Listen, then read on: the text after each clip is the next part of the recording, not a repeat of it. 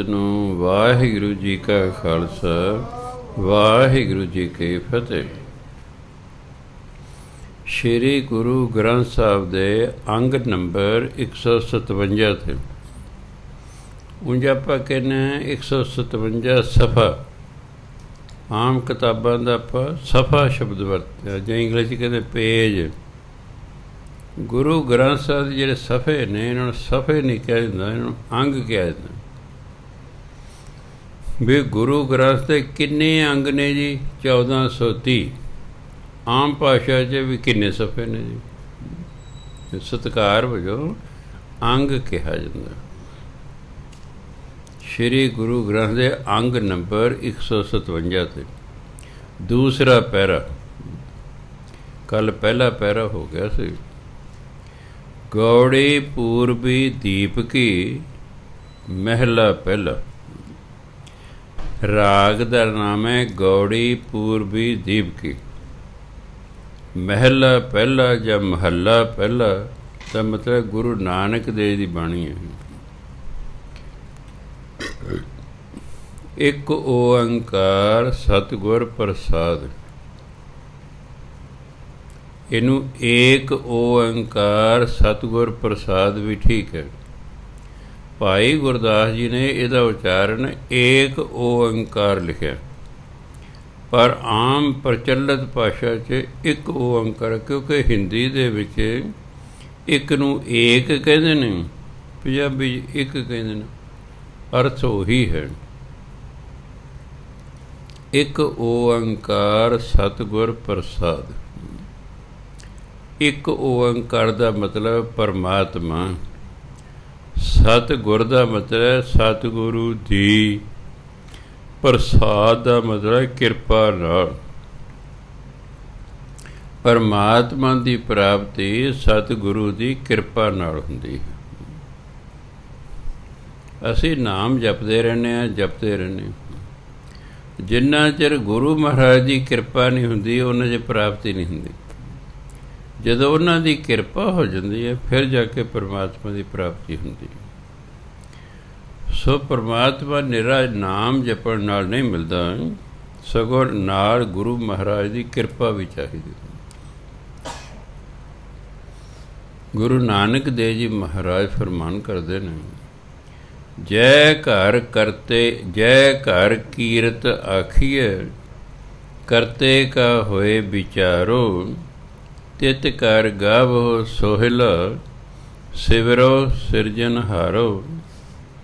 ਤੁਮ ਗਾਵੋ ਮੇਰੇ ਨਿਰਭਉ ਕਾ ਸੋਹਿਲਾ, ਹਉ ਵਾਰੀ ਜਾਉ ਜਿਤ ਸੋਹਿਲੈ, ਸਦਾ ਸੁਖ ਹੋਏ ਰਹਾਉ।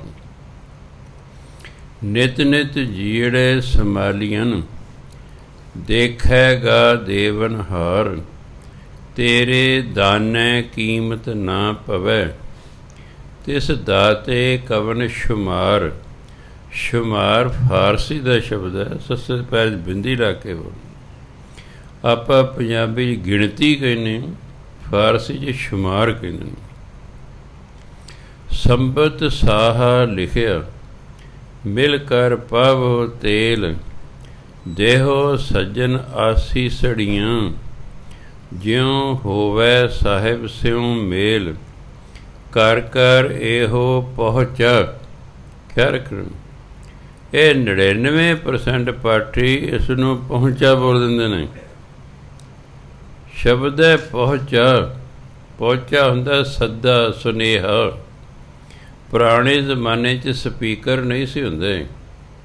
ਜਿਹੜੇ ਨਾਈ ਜਾਂ ਕੋਈ ਹੋਰ ਹੁੰਦਾ ਸੀ ਪਿੰਡ ਦਾ, ਉਹਨੂੰ ਕਹਿੰਦੇ ਸੀ ਵੀ ਆ ਘਰ ਘਰ ਜਾ ਕੇ ਆ ਸੁਨੇਹਾ ਦੇ ਦੇ ਵੀ ਫਲਾਣਿਆਂ ਦੇ ਘਰ ਪ੍ਰੋਗਰਾਮ ਹੈ ਭਾਈ, ਤੁਸੀਂ ਉੱਥੇ ਪਹੁੰਚੋ। ਉਹ ਜੇ ਸੁਨੇਹਾ ਦਿੰਦਾ, ਸੱਦਾ ਦਿੰਦਾ ਸੀ, ਉਹਨੂੰ ਕਹਿੰਦੇ ਸੀ ਪਹੁੰਚਾ। ਉਸ ਤੋਂ ਬਣਿਆ ਪਹੁੰਚਾ। ਖਾਸ ਕਰ ਖਿਆਲ ਰੱਖਣਾ, ਜਦੋਂ ਆਪਾਂ ਸੋਲੇ ਸਾ ਦਾ ਪਾਠ ਕਰਦੇ ਹਾਂ, ਇਹਨੂੰ ਪਹੁੰਚਾ ਨਹੀਂ ਪੜ੍ਹਨਾ, ਪਹੁੰਚਾ। ਘਰ ਘਰ ਇਹੋ ਪਹੁੰਚਾ, ਸਦਰੇ ਨਿਤ ਪਵਨ, ਸੱਦਨ ਹਾਰਾ ਸਿਮਰੀਏ, ਨਾਨਕ ਸੇ ਦੇ ਆਵਨ।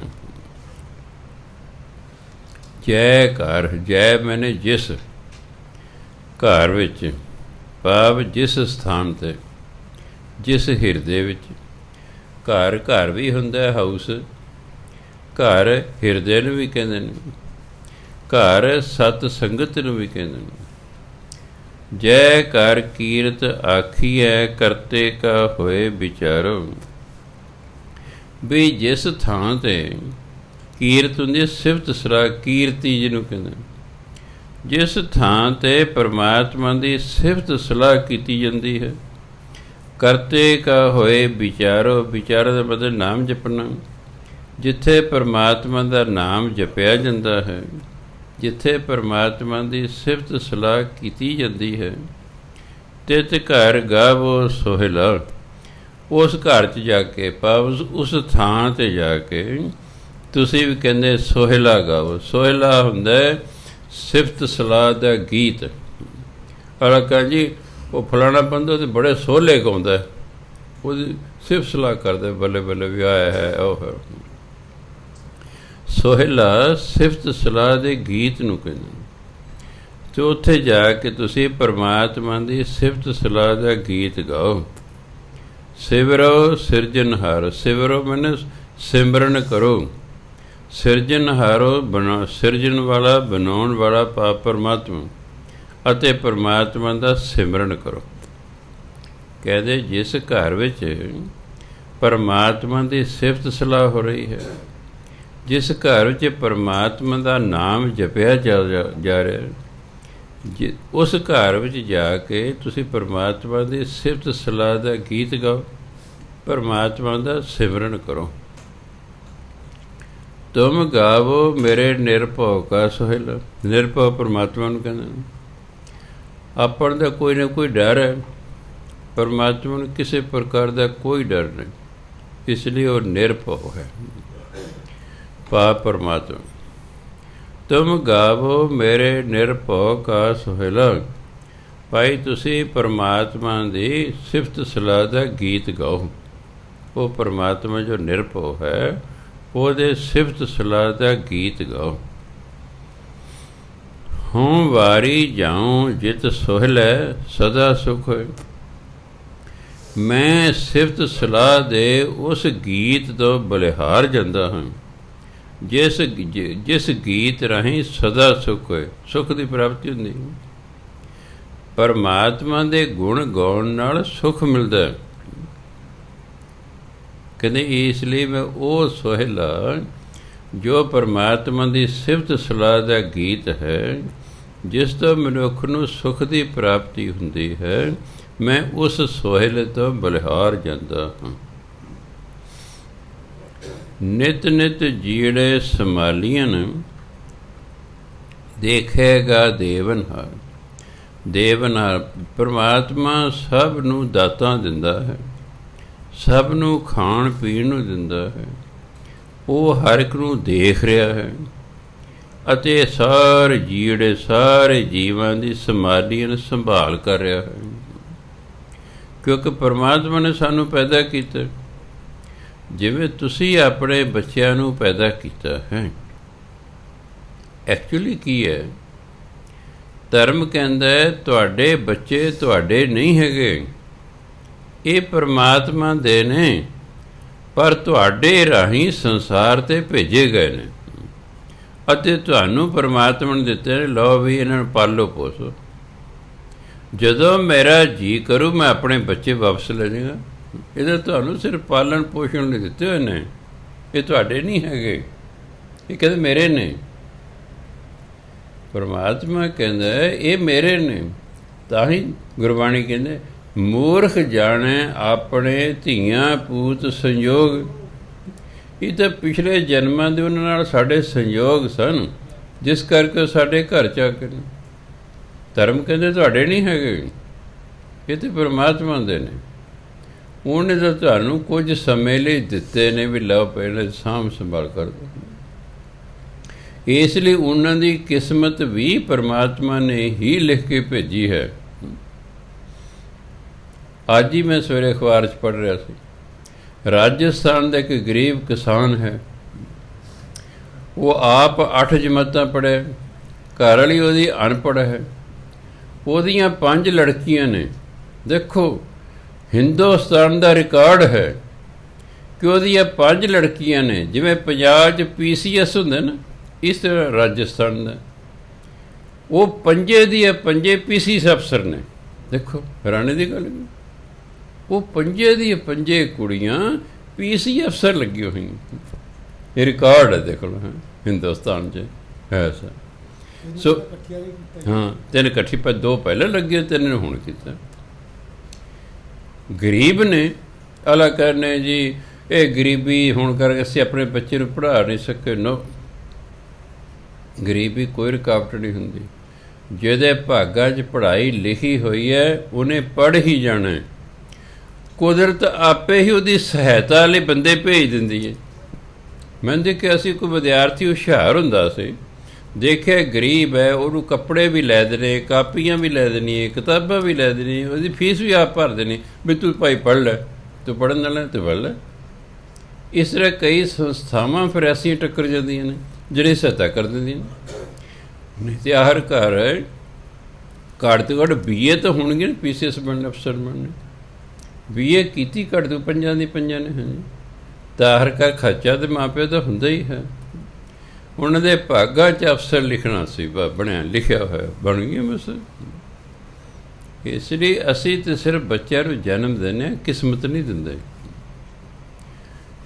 ਅਸੀਂ ਬੱਚਿਆਂ ਨੂੰ ਜਨਮ ਦਿੰਦੇ ਹਾਂ, ਕਿਸਮਤ ਨਹੀਂ ਦਿੰਦੇ। ਕਿਸਮਤ ਪਰਮਾਤਮਾ ਨੇ ਲਿਖ ਕੇ ਭੇਜਤੀ, ਕਿਤੇ ਚੰਗੀ, ਕਿਤੇ ਮੰਦੀ, ਕਿਤੇ ਅਮੀਰੀ, ਕਿਤੇ ਗਰੀਬੀ, ਕਿਤੇ ਪੜ੍ਹਾਈ, ਕਿਤੇ ਅਨਪੜ੍ਹਤਾ, ਕਿਤੇ ਕੁਛ, ਕਿਸੇ ਦਾ ਕੁਛ। ਜਿਹੋ ਜਿਹੀ ਕਿਸਮਤ ਲਿਖੀ ਹੁੰਦੀ ਹੈ ਉਹਦੇ ਅਨੁਸਾਰ ਹੀ ਸਾਡੇ ਫਿਰ ਵਿਚਾਰ ਅਤੇ ਆਦਤਾਂ ਹੋ ਜਾਂਦੀਆਂ ਹਨ। ਜਿਹਦੇ ਭਾਗਾਂ 'ਚ ਪੜ੍ਹਾਈ ਲਿਖੀ ਹੈ ਪਰਮਾਤਮਾ ਨੇ, ਉਹਨੂੰ ਕਹਿਣਾ ਨਹੀਂ ਪੈਂਦਾ ਤੂੰ ਪੜ੍ਹ। 40 ਵਿਦਿਆਰਥੀ ਹੁੰਦੇ ਨੇ ਸਕੂਲ ਕਲਾਸ 'ਚ, 5-7 ਐਸੇ ਵਿਦਿਆਰਥੀ ਨੇ ਜਿਨ੍ਹਾਂ ਨੂੰ ਕਦੇ ਝਿੜਕਣ ਦੀ ਲੋੜ ਹੀ ਨਹੀਂ ਪੈਂਦੀ, ਉਹ ਕਰਦੇ ਰਹਿੰਦੇ ਨੇ ਕੰਮ। 5-7 ਐਸੇ ਹੁੰਦੇ ਜਿਨ੍ਹਾਂ ਨੂੰ ਕਦੇ ਕਦੇ ਘੂਰਨਾ ਪੈਂਦਾ। ਵੀ ਅੱਧੇ ਐਸੇ ਹੁੰਦੇ ਜਿਹੜੇ ਥੱਪੜ ਥੁੱਪੜ ਖਾ ਕੇ ਚੱਲਦੇ ਨੇ, ਅਤੇ 4-5 ਐਸੇ ਹੁੰਦੇ ਜਿਹਨਾਂ ਦਾ ਕੋਈ ਅਸਰ ਹੀ ਨਹੀਂ, ਕੁੱਟੀ ਜੋ ਮਰਜ਼ੀ ਕਰੀ ਜੋ। ਉਹਨਾਂ ਦੇ ਇੱਕ ਡੰਡਾ ਮਾਰੋ, ਉਹ ਦੂਜਾ ਹੱਥ ਆਪੇ ਹੀ ਅੱਗੇ ਕਰ ਦਿੰਦਾ, ਕਰੀ ਜਾ, ਦੱਸ ਕਿਆ ਕਰੇ। ਇਹ ਢੀਠ ਪੁਣਾ ਹੀ ਹੈ ਨਾ। ਇੱਥੋਂ ਲੱਗਦਾ ਉਹਨੂੰ ਕੁੱਟਣ ਦਾ ਵੀ ਕੋਈ ਫਾਇਦਾ ਨਹੀਂ ਹੈ, ਉਹ ਢੀਠ ਹੋ ਚੁੱਕਾ ਹੈ, ਅਤੇ ਢੀਠ ਨੂੰ ਕਹੀ ਜਾਣ ਦਾ ਕੋਈ ਫਾਇਦਾ ਹੀ ਨਹੀਂ ਹੁੰਦਾ। ਕੁਦਰਤ ਵੱਲੋਂ ਹੈ ਨਾ। ਹੁਣ ਦੇਖੋ ਇੱਕੋ ਹੀ ਸੈਕਸ਼ਨ ਹੈ, ਉਸੇ ਨੂੰ 6 ਟੀਚਰ ਪੜ੍ਹਾ ਰਹੇ ਨੇ ਆਪਣੇ ਵੱਲੋਂ, ਠੀਕ। ਪਰ ਕੋਈ ਪਾਸ ਹੋ ਗਿਆ, ਕੋਈ ਫੇਲ ਹੋ ਗਿਆ, ਕੋਈ ਹੁਸ਼ਿਆਰ ਹੋ ਗਿਆ, ਕੋਈ ਦਰਮਿਆਨਾ ਰਹਿ ਗਿਆ। ਕਿਉਂ? ਜਿਹੋ ਜਿਹਾ ਲਿਖਾ ਕੇ ਲੈ ਨੇ ਉਹਨੂੰ ਉਸੇ ਅਨੁਸਾਰ ਹੀ ਹੋਣਾ ਹੁੰਦਾ। ਸੋ ਇਸ ਲਈ ਹਰ ਬੰਦਾ ਆਪਣੀ ਕਿਸਮਤ ਲਿਖਾ ਕੇ ਲੈ। ਈਵਨ ਦੇਸ਼ ਦੀ ਵੀ ਕਿਸਮਤ ਲਿਖੀ ਹੋਈ ਹੈ। ਇਹ ਦੇਸ਼ ਦੀ ਵੀ ਕਿਸਮਤ ਲਿਖੀ ਹੁੰਦੀ ਹੈ, ਐਸੀ ਗੱਲ ਨਹੀਂ ਹੈ। ਉਹ ਮੇਰਾ ਕਈ ਸਾਲ ਪਹਿਲਾਂ ਆਪਣਾ ਇਹਨਾਂ ਦਾ ਮੈਗਜ਼ੀਨ ਸੰਤ ਵਰਿਆਮ ਸਿੰਘ ਜੀ ਦਾ, ਉਹ ਮੈਂ ਮੈਗਜ਼ੀਨ ਪੜ੍ਹਦਾ ਸੀ। ਉਹ 'ਚ ਸਵਾਮੀ ਰਾਮ ਜੀ ਦਾ ਜੀਵਨ ਵਿਚਾਰ ਦੱਸ ਰਹੇ ਸਨ ਆਪਣੇ ਜੀਵਨ ਬਾਰੇ। ਉਹ ਕਹਿੰਦੇ ਮੈਂ ਅਤੇ ਮੇਰਾ ਸਵਾਮੀ ਗੁਰੂ, ਉਹ ਗੁਰੂ ਨੂੰ ਸਵਾਮੀ ਕਹਿੰਦੇ, ਪਹਾੜਾਂ 'ਚ ਰਹਿੰਦੇ ਸੀ। ਕਹਿੰਦੇ 1945 ਸਨ ਆ ਗਿਆ। ਮੈਂ ਆਪਣੇ ਗੁਰੂ ਨੂੰ ਕਿਹਾ, ਗੁਰੂ ਜੀ ਕੀ ਇੱਥੇ ਪਹਾੜਾਂ 'ਚ ਬੈਠੇ ਰਾਮ ਰਾਮ ਕਰਦੇ, ਸਾਰਾ ਦੇਸ਼ ਆਜ਼ਾਦੀ ਮੰਗ ਰਿਹਾ, ਮੈਨੂੰ ਵੀ ਜਾਣ ਦੀ ਆਗਿਆ ਬਖਸ਼ੋ ਵੀ ਮੈਂ ਵੀ ਹਿੱਸਾ ਪਾਵਾਂ। ਕਹਿੰਦੇ ਰਾਮ, ਤੇਰਾ ਕੰਮ ਆਜ਼ਾਦੀ ਮੰਗਣਾ ਨਹੀਂ ਹੈ, ਤੇਰੀ ਡਿਊਟੀ ਤਾਂ ਰਾਮ ਰਾਮ ਕਰਨ 'ਤੇ ਕਰਾਉਣ ਦੀ ਪਰਮਾਤਮਾ ਨੇ ਲਾ ਰੱਖੀ ਹੈ। ਤੂੰ ਚੁੱਪ ਕਰਕੇ ਆਪਣਾ ਰਾਮ ਰਾਮ ਕਰਦਾ ਰਹੇ। ਜਿਨ੍ਹਾਂ ਦੀ ਪਰਮਾਤਮਾ ਨੇ ਡਿਊਟੀ ਆਜ਼ਾਦੀ ਮੰਗਣ ਲਈ ਲਾਈ ਹੈ ਉਹ ਆਜ਼ਾਦੀ ਮੰਗ ਰਹੇ ਨੇ। ਬਾਕੀ ਰਿਹਾ ਹਿੰਦੁਸਤਾਨ ਦੇ ਆਜ਼ਾਦ ਹੋਣ ਦਾ, ਉਹ ਤਾਂ ਕਹਿੰਦਾ 15 ਅਗਸਤ 1947 ਨੂੰ ਆਜ਼ਾਦ ਹੋ ਜਾਣਾ। ਕਹਿੰਦਾ 45 ਸਨ 'ਚ ਕਹਿੰਦਾ ਮੇਰੇ ਸਭ ਕਿ ਹਿੰਦੁਸਤਾਨ 15 ਅਗਸਤ 1947 ਨੂੰ ਆਜ਼ਾਦ ਹੋ ਜਾਣਾ। ਸਮਾਂ ਲੰਘ ਗਿਆ, ਪਹਾੜਾਂ 'ਤੇ ਨਾ ਕੋਈ ਦਿਨਾਂ ਦਾ ਪਤਾ ਲੱਗਦਾ, ਨਾ ਕੋਈ ਮਹੀਨਿਆਂ ਦਾ। ਕਾਫੀ ਸਮੇਂ ਬਾਅਦ ਮੈਨੂੰ ਇੱਕ ਵਾਰੀ ਹੇਠਾਂ ਕੰਮ ਸੀ ਸ਼ਹਿਰ 'ਚ, ਮੈਂ ਪਹਾੜ ਤੋਂ ਕਿਤੇ ਹੇਠਾਂ ਆ ਰਿਹਾ, ਇੱਕ ਬੰਦਾ ਉੱਪਰ ਜਾ ਰਿਹਾ। ਮੇਰਾ ਪਹਿਰਾਵਾ ਵੇਖ ਕੇ ਮੇਰਾ ਸਤਿਕਾਰ ਕੀਤਾ। ਮੈਂ ਉਹਨੂੰ ਕਿਹਾ ਭਾਈ ਕਿਹੜਾ ਸਾਲ ਚੱਲ ਰਿਹਾ? ਕਹਾ 1947। ਮੈਂ ਕਿਹਾ ਵੀ ਕਿਹੜਾ ਮਹੀਨਾ ਹੈ? ਕਹਿੰਦਾ ਅਗਸਤ। ਮੈਂ ਕਿਹਾ ਕਿੰਨੀ ਤਰੀਕ ਹੈ? ਕਹਿੰਦਾ 16 ਅਗਸਤ। ਮੈਂ ਦੇਸ਼ ਆਜ਼ਾਦ ਹੋ ਗਿਆ? ਕਹਿੰਦਾ ਹਾਂ ਕੱਲ੍ਹ ਹੋ ਗਿਆ। ਤਾਂ ਫਿਰ ਪਹਿਲੇ ਲਿਖਿਆ ਹੋਇਆ ਨਾ, ਅਗਲੇ ਨੇ ਤਾਂ ਹੀ ਦੱਸਿਆ ਨਾ, ਅਗਲੇ ਜੋ ਲਿਖਿਆ ਹੋਇਆ ਹੈ ਉਹ ਦੱਸਿਆ ਕਿ ਦੇਸ਼ ਨੇ ਤਾਂ 15 ਅਗਸਤ 1947 ਨੂੰ ਆਜ਼ਾਦ ਹੋ ਜਾਣਾ। ਆਹ ਕਿਸਾਨਾਂ ਦੀ ਮੰਨੀ ਜਾਣੀ ਹੈ ਕਿ ਨਹੀਂ ਮੰਨੀ ਜਾਣੀ, ਇਹ ਲਿਖੀ ਹੋਈ ਹੈ ਬਸ। ਨਾ ਸਰਕਾਰ ਨੂੰ ਪਤਾ ਤੇ ਨਾ ਇਹਨਾਂ ਨੂੰ ਪਤਾ ਤੇ ਨਾ ਸਾਨੂੰ ਪਤਾ। ਇਹ ਜਿਵੇਂ ਲਿਖੀ ਹੋਈ ਹੈ ਉਵੇਂ ਹੀ ਹੋਣੀ ਹੁੰਦੀ। ਇਹ ਪਹਿਲੇ ਹੀ ਸਭ ਕੁਝ ਲਿਖਿਆ ਹੋਇਆ ਹੈ। ਦੇਖੋ ਬਹੁਤ ਸਮਾਂ ਪਹਿਲਾਂ 18 ਪੁਰਾਣ ਲਿਖੇ ਗਏ। 4 ਵੇਦ ਸਭ ਤੋਂ ਪੁਰਾਣੇ ਨੇ। ਸੰਸਾਰ ਦੀ ਸਭ ਤੋਂ ਪੁਰਾਣੀ ਪੁਸਤਕ ਰਿਗਵੇਦ ਹੈ। ਇਹ 4 ਵੇਦ ਸੰਸਾਰ ਦੇ ਬਹੁਤ ਪੁਰਾਣੀਆਂ ਹਿੰਦੁਸਤਾਨ ਦੀ ਪੁਸਤਕਾਂ। ਉਦੋਂ ਬਾਅਦ ਫਿਰ 27 ਸਿਮਰਤੀਆਂ ਲਿਖੀਆਂ, 18 ਪੁਰਾਣ ਲਿਖੇ ਗਏ, 6 ਸ਼ਾਸਤਰ ਲਿਖੇ ਗਏ। 18 ਪੁਰਾਣਾਂ ਦੇ ਵਿੱਚੋਂ ਇੱਕ ਪੁਰਾਣ ਦਾ ਨਾਮ ਹੈ ਭਵਿਸ਼ਯ ਪੁਰਾਣ, ਜਿਹਦਾ ਪੰਜਾਬੀ 'ਚ ਲੱਥਾ ਕੀਤਾ ਭਵਿੱਖਤ ਪੁਰਾਣ। ਭਵਿਸ਼ਯ ਉਹ 'ਚ ਭਵਿੱਖ ਬਾਰੇ ਦੱਸੇ। ਉਹ ਕਹਿੰਦੇ ਇੱਕ ਬੀਬੀ ਭਾਨੀ ਹੋਵੇਗੀ। ਦੇਖੋ ਪਹਿਲੇ ਲਿਖਿਆ ਇੱਕ ਬੀਬੀ ਭਾਨੀ ਹੋਵੇਗੀ, ਉਹਦਾ ਪਿਤਾ ਵੀ ਗੁਰੂ, ਉਹਦਾ ਪਤੀ ਵੀ ਗੁਰੂ, ਉਹਦਾ ਪੁੱਤਰ ਵੀ ਗੁਰੂ, ਉਹਦੇ ਪੋਤਰੇ ਉਹਦੇ ਪੜੋਤੇ ਵੀ ਗੁਰੂ। ਕਹਿੰਦੇ ਇੱਕ ਗੁਰੂ ਗੋਬਿੰਦ ਸਿੰਘ ਹੋਣਗੇ, ਉਹਨਾਂ ਦਾ ਪੁੱਤਰ ਖਾਲਸਾ ਹੋਵੇਗਾ। ਦੱਸੋ ਪਹਿਲੇ ਲਿਖਿਆ ਹੋਇਆ, ਪਹਿਲੇ ਲਿਖਿਆ ਹੋਇਆ। ਸਾਨੂੰ ਆਪਣੀ ਕਿਸਮਤ ਦਾ ਨਾ ਪਤਾ ਹੋਣ ਕਰਕੇ ਬਸ ਸਾਨੂੰ ਕੱਲ੍ਹ ਦੀ ਚਿੰਤਾ ਰਹਿੰਦੀ। ਸਾਨੂੰ ਸਿਰਫ ਇਹ ਪਰਮਾਤਮਾ ਦੇ ਰੰਗ ਨੇ, ਉਹਨੇ ਇਹ ਚੀਜ਼ ਲੁਕਾ ਕੇ ਰੱਖੀ ਹੋਈ ਹੈ। ਪਰ ਕੀ ਖੇਡ ਆ ਦੀ ਲੁਕਾ ਕੇ ਰੱਖਿਆ ਹੋਇਆ, ਮੈਨੂੰ ਪਤਾ ਹੀ ਨਹੀਂ ਲੱਗਿਆ ਕੀ ਹੋਣਾ ਇਹਨਾਂ ਦਾ ਕੱਲ੍ਹ। ਇਸ ਲਈ ਤੇ ਨਾਲੇ ਧਰਮ ਕਹਿੰਦਾ ਜੋ ਹੋਣੇ ਨਾ, ਚਾਹੇ ਤੁਹਾਨੂੰ ਪਤਾ ਵੀ ਹੋਵੇ, ਉਹ ਹੋ ਕੇ ਰਹਿਣੇ। ਰਿਸ਼ੀ ਵੇਦ ਵਿਆਸ ਨੇ ਰਾਜਾ ਜਨਮੇਜਾ ਨੂੰ ਕਿਹਾ ਕਿ ਤੂੰ ਕੋੜ ਨਾਲ ਮਰੇਗਾ। ਉਹ ਕਹਿੰਦੇ ਮੈਨੂੰ ਕੋੜ ਕਿਉਂ ਹੈਗਾ? ਕਹਿ ਤੂੰ 18 ਪੰਡਤਾਂ ਦਾ ਕਤਲ ਕਰੇਗਾ। ਕਹਿੰਦਾ ਮੈਂ ਕਿਉਂ ਕਤਲ ਕਰਾਂਗਾ ਜੀ? ਕਹਿੰਦਾ ਕਰੇਗਾ? ਨਹੀਂ ਜੀ। ਕਹਿੰਦਾ ਜੀ ਮੈਨੂੰ ਪਤਾ ਲੱਗ ਗਿਆ ਹੁਣ ਬਈ ਮੈਂ 18 ਪੰਡਤਾਂ ਦਾ ਮੈਂ ਕਤਲ ਕਰਾਂਗਾ ਤਾਂ ਮੈਨੂੰ ਕੋੜ ਹੋ ਗਿਆ, ਕੋੜ ਨਾਲ ਮੈਂ ਮਰਾਂਗਾ। ਮੈਂ ਕਹਿੰਦਾ ਕਰਦੇ ਹੀ ਨਹੀਂ ਕਤਲ, ਜੋ ਪਤਾ ਹੀ ਲੱਗ ਗਿਆ। ਕਹਿੰਦੇ ਜਨਮੇਜਾ ਤੂੰ ਕਰੇਗਾ, ਇਹ ਹੋਣੀ ਹੈ, ਇਹ ਨਹੀਂ ਟਲਣੀ। ਨਾ ਜੀ, ਕਹਿੰਦਾ ਜਦੋਂ ਪਤਾ ਹੀ ਲੱਗ ਗਿਆ ਫਿਰ ਮੈਂ ਕਿਉਂ ਕਰਾਂਗਾ।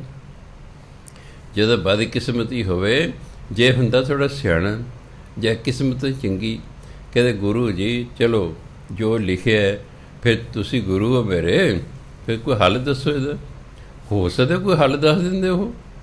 ਨਾ, ਉਹ ਇੰਨਾ ਕੌਨਫੀਡੈਂਟ। ਜਦੋਂ ਕਦੇ ਪਤਾ ਲੱਗ ਗਿਆ ਮੈਂ ਕਿਉਂ ਮਾਰਾਂਗਾ, ਉਹ ਕਹਿੰਦਾ ਮਾਰੇਗਾ।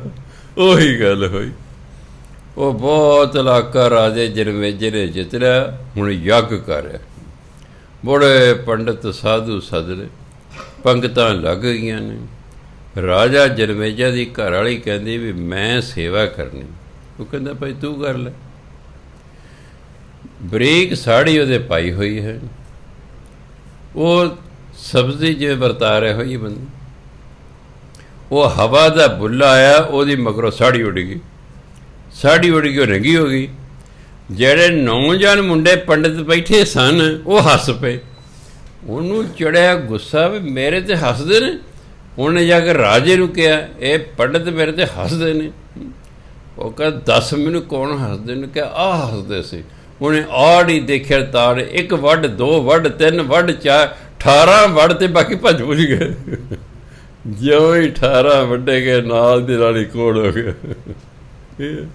ਸੋ ਇਸ ਲਈ ਭਾਵੇਂ ਪਤਾ ਵੀ ਹੋਵੇ, ਇਹ ਮਨੁੱਖ ਜਿਹੜਾ ਹੈ ਜਾਂ ਤਾਂ ਫਿਰ ਗੁਰੂ ਦੇ ਲੜ ਲਾਏ, ਉਹਨੂੰ ਬੇਨਤੀ ਕਰੇ ਸੱਚੇ ਪਾਤਸ਼ਾਹ ਨੂੰ ਲਿਖ ਤੇ ਦਿੱਤਾ ਪਰਮਾਤਮਾ ਨੇ, ਅਤੇ ਤੁਸੀਂ ਕਿਰਪਾ ਕਰੋ ਹੁਣ ਇਹਦਾ ਕੋਈ ਹੱਲ ਮੈਨੂੰ ਦੱਸੋ, ਮੈਂ ਕੀ ਕਰਾਂ। ਸ਼ਾਇਦ ਉਹ ਦੱਸ ਦਿੰਦਾ ਹੱਲ ਕੋਈ, ਪਰ ਉਹਨੂੰ ਓਵਰ ਕੌਨਫੀਡੈਂਸ ਸੀ। ਵੀ ਮੈਨੂੰ ਪਤਾ ਲੱਗ ਗਿਆ ਮੈਂ ਕਿਉਂ ਕਰਾਂਗਾ। ਤਾਂ ਨਵੇਂ ਪਾਤਸ਼ਾਹ ਇਸ ਲਿਖੇ, ਚਿੰਤਾ ਤਾਂ ਕੀ ਕੀਜੀ ਹੈ ਜੋ ਅਣਹੋਣੀ ਹੋਏ। ਕਦੇ ਕਾਹਦੀ ਚਿੰਤਾ ਕਰਨੀ, ਅਣਹੋਣਾ ਤੇ ਕੁਛ ਹੋਣਾ ਨਹੀਂ, ਤੇ ਜਿਹੜਾ ਹੋਣਾ ਉਹ ਹੋ ਕੇ ਰਹਿਣਾ, ਜਿਹੜਾ ਹੋਣਾ ਉਹ ਹੋ ਕੇ ਰਹਿਣਾ। ਇਸ ਲਈ ਆਪਾਂ ਆਨੰਦ ਨਾਲ ਜੀਵਨ ਬਤੀਤ ਕਰ ਲੱਗੇ ਰਹੋ, ਕੰਮ ਧੰਦੇ ਦੇ ਜੋ ਫਿਰ ਹੋਣਾ ਦੇਖੀ ਜਾਏਗੀ, ਫਿਰ ਕਿਆ ਕਰੀਏ।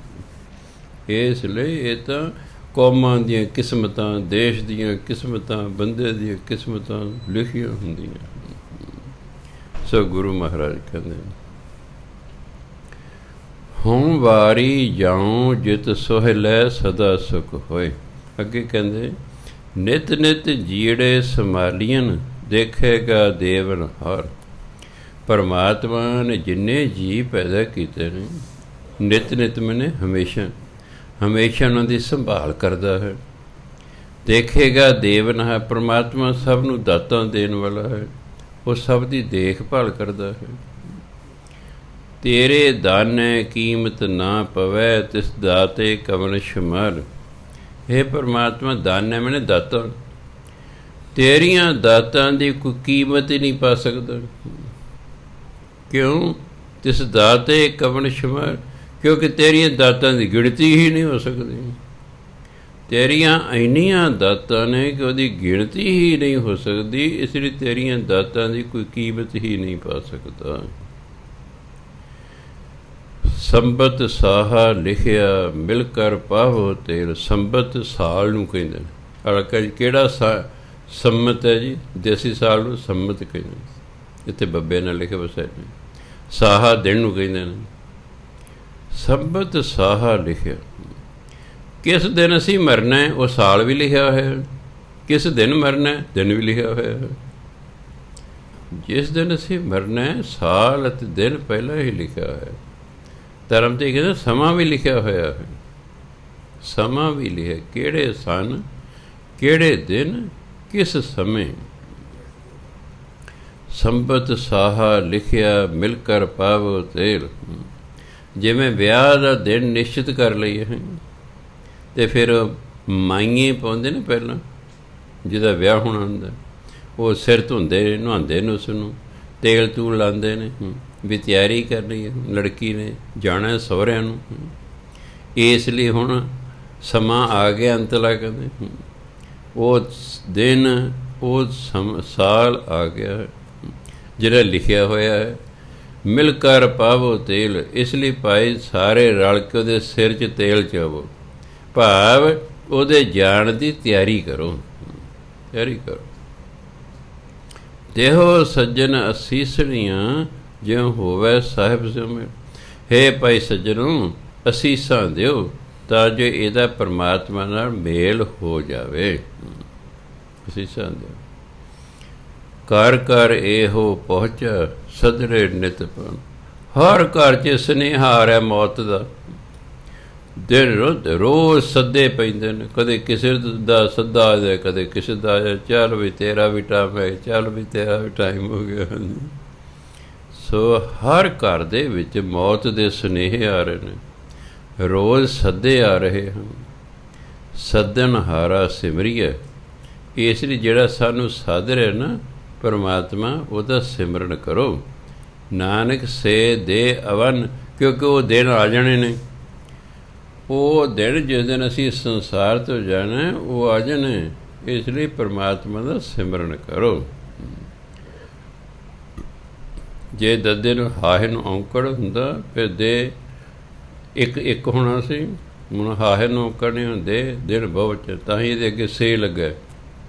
ਸੇ ਬਹੁਵਚਨ ਹੁੰਦਾ, ਸੋ ਜਿਹੜਾ ਹੈ ਸ਼ਬਦ ਉਹ ਇੱਕ ਵਚਨ ਹੁੰਦਾ। ਜੇ ਸੋ ਹੁੰਦਾ ਫਿਰ ਹਾਹੇ ਨੂੰ ਔਂਕੜ ਹੋਣਾ ਸੀ, ਦੇ ਇੱਕ ਵਚਨ ਹੋ ਜਾਣਾ ਸੀ। ਸੇ ਬਹੁਵਚਨ, ਹੁਣ ਦੇ ਦਿਨ ਬਹੁਵਚਨ ਹੋ ਗਿਆ। ਭਾਵ ਉਹ ਦਿਨ ਜਦੋਂ ਸੱਦਾ ਪੈਣਾ ਸੰਸਾਰ ਤੋਂ ਜਾਣ ਦਾ ਦਿਨ ਆ ਜਾਣਾ ਭਾਈ, ਉਸ ਪਰਮਾਤਮਾ ਜਿਹੜਾ ਸਾਨੂੰ ਸੱਦ ਰਿਹਾ ਨਾ ਉਹਦਾ ਸਿਮਰਨ ਕਰੋ, ਉਹਦਾ ਸਿਮਰਨ ਕਹਿੰਦੇ ਕਰੋ। ਰਾਗ ਗੌੜੀ ਗੁਆਰੇਰੀ, ਮਹਿਲਾ ਤੀਜਾ, ਚੌਪ ਦੇ। ਰਾਗ ਦਾ ਨਾਮ ਹੈ ਗੌੜੀ ਗੁਆਰੇਰੀ। ਮਹੱਲਾ ਤੀਜਾ, ਤੀਸਰੇ ਪਾਤਸ਼ਾਹ ਦੀ ਬਾਣੀ ਹੈ। ਚੌਪਦੇ, ਜਿਵੇਂ ਇੱਕ ਪਦਾ, ਦੋ ਪਦੇ, ਚੌਪਦੇ, ਅਸ਼ਟਪਦੇ, ਇਸ ਤਰ੍ਹਾਂ ਪਦ ਦੋ ਦੋ ਲਾਈਨਾਂ ਦਾ ਹੁੰਦਾ। ਚਾਰ ਪਦੇ ਨੇ। ਇੱਕ ਓਅੰਕਾਰ ਸਤਿਗੁਰ ਪ੍ਰਸਾਦ, ਪਰਮਾਤਮਾ ਗੁਰੂ ਦੀ ਕਿਰਪਾ ਨਾਲ ਮਿਲਦਾ ਹੈ। ਕਹਿੰਦੇ ਤੀਸਰੇ ਪਾਤਸ਼ਾਹ ਦੀ ਬਾਣੀ ਹੁਣ ਸ਼ੁਰੂ ਹੋ ਗਈ ਹੈ। ਮਹਿਲਾ ਤੀਜਾ, ਗੁਰ ਮਿਲਿਆ ਹਰ ਮੇਲਾ ਹੋਈ, ਆਪੇ ਮੇਲ ਮਿਲਾਵੈ ਸੋਈ, ਮੇਰਾ ਪ੍ਰਭ ਸਭ ਬਿਦ ਆਪੇ ਜਾਣੈ, ਹੁਕਮੇ ਮੇਲੇ ਸ਼ਬਦ ਪਛਾਣ। ਗੁਰ ਮਿਲਿਆ, ਗੁਰੂ ਨੂੰ ਮਿਲਣ ਤੋਂ ਬਾਅਦ ਹਰ ਮੇਲਾ ਹੋਏ। ਹਰੀ ਨਾਲ ਮੇਲ ਹੁੰਦਾ। ਪਹਿਲਾਂ ਗੁਰੂ ਮਿਲਦਾ ਮਨੁੱਖ ਨੂੰ, ਫਿਰ ਪਰਮਾਤਮਾ ਨਾਲ ਮੇਲ ਹੁੰਦਾ। ਕਿਉਂਕਿ ਅਸੀਂ ਸਿੱਧਾ ਪਰਮਾਤਮਾ ਨੂੰ ਨਹੀਂ ਮਿਲ ਸਕਦੇ। ਗੁਰੂ ਵਿਚੋਲਾ ਹੈ। ਗੁਰੂ ਮਹਾਰਾਜ ਨੇ ਸਾਨੂੰ ਪਰਮਾਤਮਾ ਨਾਲ ਮਿਲਾਉਣਾ ਹੈ। ਗੁਰੂ ਦਾ ਮਿਲਾਪ ਪਰਮਾਤਮਾ ਦੀ ਕਿਰਪਾ ਨਾਲ ਹੁੰਦਾ। ਅਸੀਂ ਗੁਰੂ ਵਾਲੇ ਉਦੋਂ ਬਣਦੇ ਹਾਂ ਜਦੋਂ ਪਰਮਾਤਮਾ ਦੀ ਸਾਡੇ ਕਿਰਪਾ ਹੁੰਦੀ। ਉਹ ਪਹਿਲਾਂ ਸਾਡਾ ਗੁਰੂ ਨਾਲ ਮੇਲ ਕਰਾਉਂਦਾ, ਅਸੀਂ ਫਿਰ ਗੁਰੂ ਵਾਲੇ ਹੁੰਦੇ ਹਾਂ। ਫਿਰ ਆਪਾਂ ਗੁਰੂ ਮਹਾਰਾਜ ਦੇ ਆਖੇ ਲੱਗਦੇ ਹਾਂ। ਫਿਰ ਉਹ ਸਾਡੇ 'ਤੇ ਕਿਰਪਾ ਕਰਕੇ ਸਾਨੂੰ ਪਰਮਾਤਮਾ ਨਾਲ ਮਿਲਾਉਂਦੇ ਨੇ। ਇਸ ਲਈ ਕਹਿੰਦੇ ਗੁਰ ਮਿਲਿਆ ਹਰ ਮੇਲਾ ਹੋਈ। ਗੁਰੂ ਨੂੰ ਮਿਲਣ ਤੋਂ ਬਾਅਦ ਹੀ ਹਰੀ ਨਾਲ ਮੇਲ ਹੋ ਸਕਦਾ ਹੈ। ਆਪੇ ਮੇਲ ਮਿਲਾਵੈ ਸੋਈ। ਗੁਰੂ ਨਾਲ ਮੇਲ ਵੀ ਪਰਮਾਤਮਾ ਹੀ ਕਰਾਉਂਦਾ, ਅਤੇ ਗੁਰੂ ਰਾਹੀਂ ਆਪਣੇ ਨਾਲ ਮੇਲ ਵੀ ਉਹੀ ਕਰਾਉਂਦਾ। ਆਪੇ ਮੇਲ ਮਿਲਾਵੈ ਸੋਈ। ਗੁਰੂ ਨਾਲ ਮਿਲਾ ਕੇ ਫਿਰ ਜੀਵ ਨੂੰ ਆਪਣੇ ਨਾਲ ਮਿਲਾਉਂਦਾ ਪਰਮਾਤਮਾ। ਸੋ ਗੁਰੂ ਨਾਲ ਜਿਹੜਾ ਸਾਡਾ ਮੇਲ ਹੈ ਉਹ ਪਰਮਾਤਮਾ ਦੀ ਕਿਰਪਾ ਨਾਲ ਹੁੰਦਾ। ਹਾਂ, ਪਰਮਾਤਮਾ ਨਾਲ ਮੇਲ ਗੁਰੂ ਦੀ ਕਿਰਪਾ ਨਾਲ ਹੁੰਦਾ। ਪਰਮਾਤਮਾ ਦੀ ਕਿਰਪਾ ਨਾਲ ਸਾਡਾ ਗੁਰੂ ਨਾਲ ਮੇਲ ਹੁੰਦਾ, ਫਿਰ ਗੁਰੂ ਦੀ ਕਿਰਪਾ ਨਾਲ ਪਰਮਾਤਮਾ ਨਾਲ ਮੇਲ ਹੁੰਦਾ। ਪਰਮਾਤਮਾ ਨੇ ਸਾਨੂੰ ਗੁਰੂ ਕਿਉਂ ਮਿਲਾਇਆ? ਸਾਡੇ ਪਿਛਲੇ ਜਨਮ ਦਾ ਕੋਈ ਸ਼ੁਭ ਕਰਮ ਦੇਖਿਆ। ਕਰਮ ਚੱਲਦੇ ਰਹਿੰਦੇ ਨੇ ਸਾਡੇ, ਕਦੇ ਸ਼ੁਭ ਕਰਮ ਦੀ ਵਾਰੀ ਆ ਗਈ, ਫਿਰ ਉਹ ਕੀ ਕਰਦਾ? ਹੁਣ ਉਸ ਸ਼ੁਭ ਕਰਮ ਨੂੰ ਸਾਨੂੰ ਫਲ ਤੇ ਦੇਣਾ ਪਰਮਾਤਮਾ ਨੇ। ਫਿਰ ਸਾਡੇ ਦਾ ਵਿਚਾਰ ਪ੍ਰਗਟ ਕਰਦਾ ਵੀ ਤੂੰ ਗੁਰੂ ਵਾਲਾ ਹੋ ਜਾ। ਫਿਰ ਅਸੀਂ ਗੁਰੂ ਵਾਲੇ ਹੁੰਦੇ ਹਾਂ। ਪਰਮਾਤਮਾ ਹੀ ਸਾਡਾ ਗੁਰੂ ਮਹਾਰਾਜ ਨਾਲ ਮੇਲ ਕਰਾਉਂਦਾ। ਉਹ ਕਹਿੰਦਾ ਪਰਮਾਤਮਾ ਮੈਂ ਆਪਣੀ ਡਿਊਟੀ ਪੂਰੀ ਕਰਤੀ, ਅੱਗੇ ਹੁਣ ਗੁਰੂ ਦੀ ਡਿਊਟੀ ਹੈ। ਉਹ ਹੁਣ ਤੁਹਾਨੂੰ ਮੇਰੇ ਨਾਲ ਮਿਲਾਵੇਗਾ। ਉਹ ਤਾਂ ਮਿਲੂਗਾ ਜੇ ਉਹਦੀ ਕਿਰਪਾ ਹੋਏਗੀ। ਉਹਦੀ ਕਿਰਪਾ ਤਾਂ ਹੋਊ ਜੇ ਤੁਸੀਂ ਉਹਦੇ ਆਖੇ ਲੱਗੋਗੇ। ਉਹੀ ਤਾਂ ਹੋਣੀ ਕੋਈ ਨਹੀਂ। ਇਹ ਤਾਂ ਹੈ ਨਹੀਂ ਵੀ ਅਸੀਂ ਉਹਦੇ ਪੁੱਤਰ ਆ ਜੀ ਸਾਡੇ ਕਿਰਪਾ ਕਰ ਦਊਗਾ ਜੀ। ਹਾਂ, ਸਾਡੇ ਗੁਰੂ ਦਾ ਵੀ ਵੇਖ ਲਓ, ਉਸੇ ਪੁੱਤਰ ਤੇ ਉਹਨਾਂ ਕਿਰਪਾ ਕੀਤੀ ਜਿਹੜਾ ਆਗਿਆਕਾਰੀ ਸੀ, ਦੂਜੀ ਤੇ ਨਹੀਂ ਕੀਤੀ। ਇਹ ਨਹੀਂ ਕੀਤੀ। ਗੁਰੂ ਨਾਨਕ ਦੇਵ ਨੇ ਆਪਣੇ ਹਾਲਾਂਕਿ ਦੋਨੋਂ ਪੁੱਤਰ ਬਹੁਤ ਉੱਚੀ ਅਵਸਥਾ ਦੇ ਸਨ, ਉਹਨਾਂ 'ਤੇ ਨਹੀਂ ਕਿਰਪਾ ਕੀਤੀ ਕਿਉਂਕਿ ਆਗਿਆਕਾਰੀ ਨਹੀਂ ਸਨ। ਉਹ ਆਪਣੇ ਪਿਤਾ ਨੂੰ ਪਿਤਾ ਹੀ ਸਮਝਦੇ ਰਹੇ, ਗੁਰੂ ਨੂੰ ਮੰਨੇ ਨਹੀਂ। ਦੂਸਰੇ ਪਾਤਸ਼ਾਹ ਦੇ ਦੋ ਪੁੱਤਰ ਸਨ, ਉਹ ਵੀ ਆਗਿਆਕਾਰੀ ਨਾ ਹੋਣ ਕਰਕੇ ਉਹ ਵੀ ਗੁਰੂ ਨਾ ਬਣ ਸਕੇ। ਤੀਜੇ ਮਹਾਰਾਜ ਦੇ ਫਿਰ ਦੋ ਪੁੱਤਰ ਸਨ, ਉਹ ਵੀ ਗੁਰੂ ਨਾ ਬਣ ਸਕੇ। ਚੌਥੇ ਦੇ ਫਿਰ ਤਿੰਨ ਸਨ ਅੱਗੇ। ਤਿੰਨਾਂ 'ਚੋਂ ਇੱਕ ਜਿਹੜਾ ਹੈ ਉਹ ਆਗਿਆਕਾਰੀ ਹੋਣ ਕਰਕੇ ਉਸ 'ਤੇ ਕਿਰਪਾ ਹੋ ਗਈ, ਅਤੇ ਜਿਹੜਾ ਹੈ ਉਹ ਗੁਰੂ ਅਰਜਨ ਦੇਵ ਮਹਾਰਾਜ ਹੋ ਗਏ। ਇਸ ਤਰ੍ਹਾਂ ਸਾਡੇ ਹੀ ਸ਼ੁਭ ਕਰਮ ਦੇਖ ਕੇ ਪਰਮਾਤਮਾ ਸਾਨੂੰ ਗੁਰੂ ਨਾਲ ਮਿਲਾਉਂਦਾ ਹੈ। ਫਿਰ ਗੁਰੂ ਮਹਾਰਾਜ ਸਾਡੇ ਸ਼ੁਭ ਕਰਮਾਂ ਨੂੰ ਵੇਖ ਵੇਖ ਕੇ ਪਰਮਾਤਮਾ ਨਾਲ ਕਿਸੇ ਸਮੇਂ ਮਿਲਾਉਂਦੇ ਹਨ। ਤਾਂ ਕਹਿੰਦੇ ਆਪੇ ਮੇਲ ਮਿਲਾਵੈ ਸੋਈ। ਗੁਰੂ ਮਹਾਰਾਜ ਪਰਮਾਤਮਾ ਜਿਹੜਾ ਮੇਲ ਮਿਲਾਉਣ ਵਾਲਾ। ਮੇਰਾ ਪ੍ਰਭ ਸਭ ਬਿਦ ਆਪੇ ਜਾਣ। ਮੇਰਾ ਪਰਮਾਤਮਾ ਹਰ ਇੱਕ ਤਰੀਕਾ ਜਾਣਦਾ ਹੈ। ਉਹ ਹਰ ਇੱਕ ਤਰੀਕਾ ਜਾਣਦਾ ਵੀ ਇਸ ਜੀਵ ਨੂੰ ਕਿਵੇਂ ਮਿਲਾਉਣਾ ਆਪਣੇ ਨਾਲ। ਉਹ ਮਿਲਾਉਣ ਦੀ ਵਿਧੀ ਵੀ ਜਾਣਦਾ ਹੈ। ਤਾਂ ਹੀ ਉਹਨੂੰ ਪਤਾ ਹੈ ਇਹ ਸਿੱਧਾ ਨਹੀਂ ਮੈਨੂੰ ਮਿਲ ਸਕਦੇ, ਇਹ ਗੁਰੂ ਰਾਹੀਂ ਮਿਲਣਗੇ। ਅਤੇ ਜਿਹਨੂੰ ਉਹਨੇ ਮਿਲਾਉਣਾ ਹੁੰਦਾ ਫਿਰ ਉਹਨੂੰ ਪਹਿਲਾਂ ਗੁਰੂ ਕੋਲ ਭੇਜਦਾ। ਉਹ ਪਹਿਲਾਂ ਗੁਰੂ ਨਾਲ ਮੇਲ ਕਰਾਉਂਦਾ। ਗੁਰੂ ਮਹਾਰਾਜ ਕੇ ਕਿਰਪਾ ਕਰਕੇ ਪਰਮਾਤਮਾ ਨਾਲ ਮੇਲ ਕਰਾਉਂਦੇ ਹਨ। ਮੇਰਾ ਪ੍ਰਭ ਸਭ ਵਿਦ ਆਪੇ ਜਾਣ। ਮੇਰਾ ਪਰਮਾਤਮਾ ਹਰ ਇੱਕ ਵਿਧੀ, ਜੇ ਸਭ ਹੁੰਦਾ ਨਾ ਭੱਬੇ ਨੂੰ ਸਿਹਾਰੀ, ਫਿਰ ਹੁੰਦਾ ਸਾਰੀਆਂ। ਸਭ ਦੇ ਤਿੰਨ ਸਰੂਪ ਨੇ ਗੁਰਬਾਣੀ, ਇੱਕ ਹੈ ਸੱਸਾ ਭੱਬਾ ਸਭ, ਇਹ ਇਸਤਰੀ ਲਿੰਗ ਹਰ ਇੱਕ। ਦੂਜਾ ਸੱਸਾ ਭੱਬੇ ਨੂੰ ਔਂਕੜ ਸਭ, ਉਹ ਵੀ ਇੱਕ ਵਚਨ ਹੈ, ਉਹ ਹੈ ਪੁਲਿੰਗ। ਇੱਕ ਹੈ ਸੱਸਾ ਭੱਬੇ ਨੂੰ ਸਿਹਾਰੀ ਸਭ, ਉਹ ਬਹੁਵਚਨ ਹੈ, ਉਹਦੇ ਵਿੱਚ ਸਾਰੇ। ਇੱਥੇ ਸਭ ਭੱਬੇ ਨੂੰ ਔਂਕੜ ਨਹੀਂ ਹੈ, ਸਭ ਇੱਕ ਵਚਨ ਹੈ ਅਤੇ ਇਸਤਰੀ ਲਿੰਗ ਹੈ। ਤਾਂ ਅੱਗੇ ਵਿਧ ਲਿਖਿਆ, ਵਿਧੀ ਵਿਧੀ ਵਿਧੀ ਇਸਤਰੀ ਲਿੰਗ ਹੈ ਨਾ। ਤਰੀਕਾ ਜਿਹੜਾ ਹੈ ਉਹ ਪੁਲਿੰਗ ਹੈ। ਵਿਧ ਜਾਂ ਵਿਧੀ ਇਹ ਇਸਤਰੀ ਲਿੰਗ ਹੈ। ਬੜੇ ਧਿਆਨ ਨਾਲ ਬਾਣੀ ਲਿਖੀ ਹੋਈ ਹੈ। ਮੈਂ ਧੰਨ ਮੰਨਦਾ ਭਾਈ ਗੁਰਦਾਸ ਜੀ ਨੂੰ ਵੀ ਕਮਾਲ ਹੈ। ਇੱਕ ਇੱਕ ਸ਼ਬਦ ਦਾ ਖਿਆਲ ਰੱਖਿਆ ਹੋਇਆ ਹੈ। ਮੇਰਾ ਪ੍ਰਭ ਸਭ ਵਿਦ ਆਪੇ ਜਾਣ। ਮੇਰਾ ਪਰਮਾਤਮਾ ਹਰ ਇੱਕ ਵਿਧੀ ਆਪ ਹੀ ਜਾਣਦਾ ਹੈ। ਹੁਕਮੇ ਮੇਲੇ ਸ਼ਬਦ ਪਛਾਣ। ਜਦੋਂ ਮਨੁੱਖ ਪਰਮਾਤਮਾ ਦੇ ਨਾਮ ਦੀ ਪਹਿਚਾਣ ਪਾ, ਪਰਮਾਤਮਾ ਦਾ ਨਾਮ ਜਪਦਾ ਨਾ, ਹੁਕਮੇ ਮੇਲੇ, ਫਿਰ ਪਰਮਾਤਮਾ ਗੁਰੂ ਮਹਾਰਾਜ ਨੂੰ ਹੁਕਮ ਕਰ ਦਿੰਦਾ, ਇਹਨੂੰ ਮੇਰੇ ਨਾਲ ਮਿਲਾ ਦੇ, ਇਹ ਮੇਰਾ ਨਾਮ ਜਪਦਾ। ਉਹ ਆਪਣੇ ਹੁਕਮ ਰਾਹੀਂ ਫਿਰ ਸਾਨੂੰ ਆਪਣੇ ਨਾਲ ਮਿਲਾਉਂਦਾ, ਮਿਲਾਉਂਦਾ ਥਰੂ ਗੁਰੂ ਹੈ।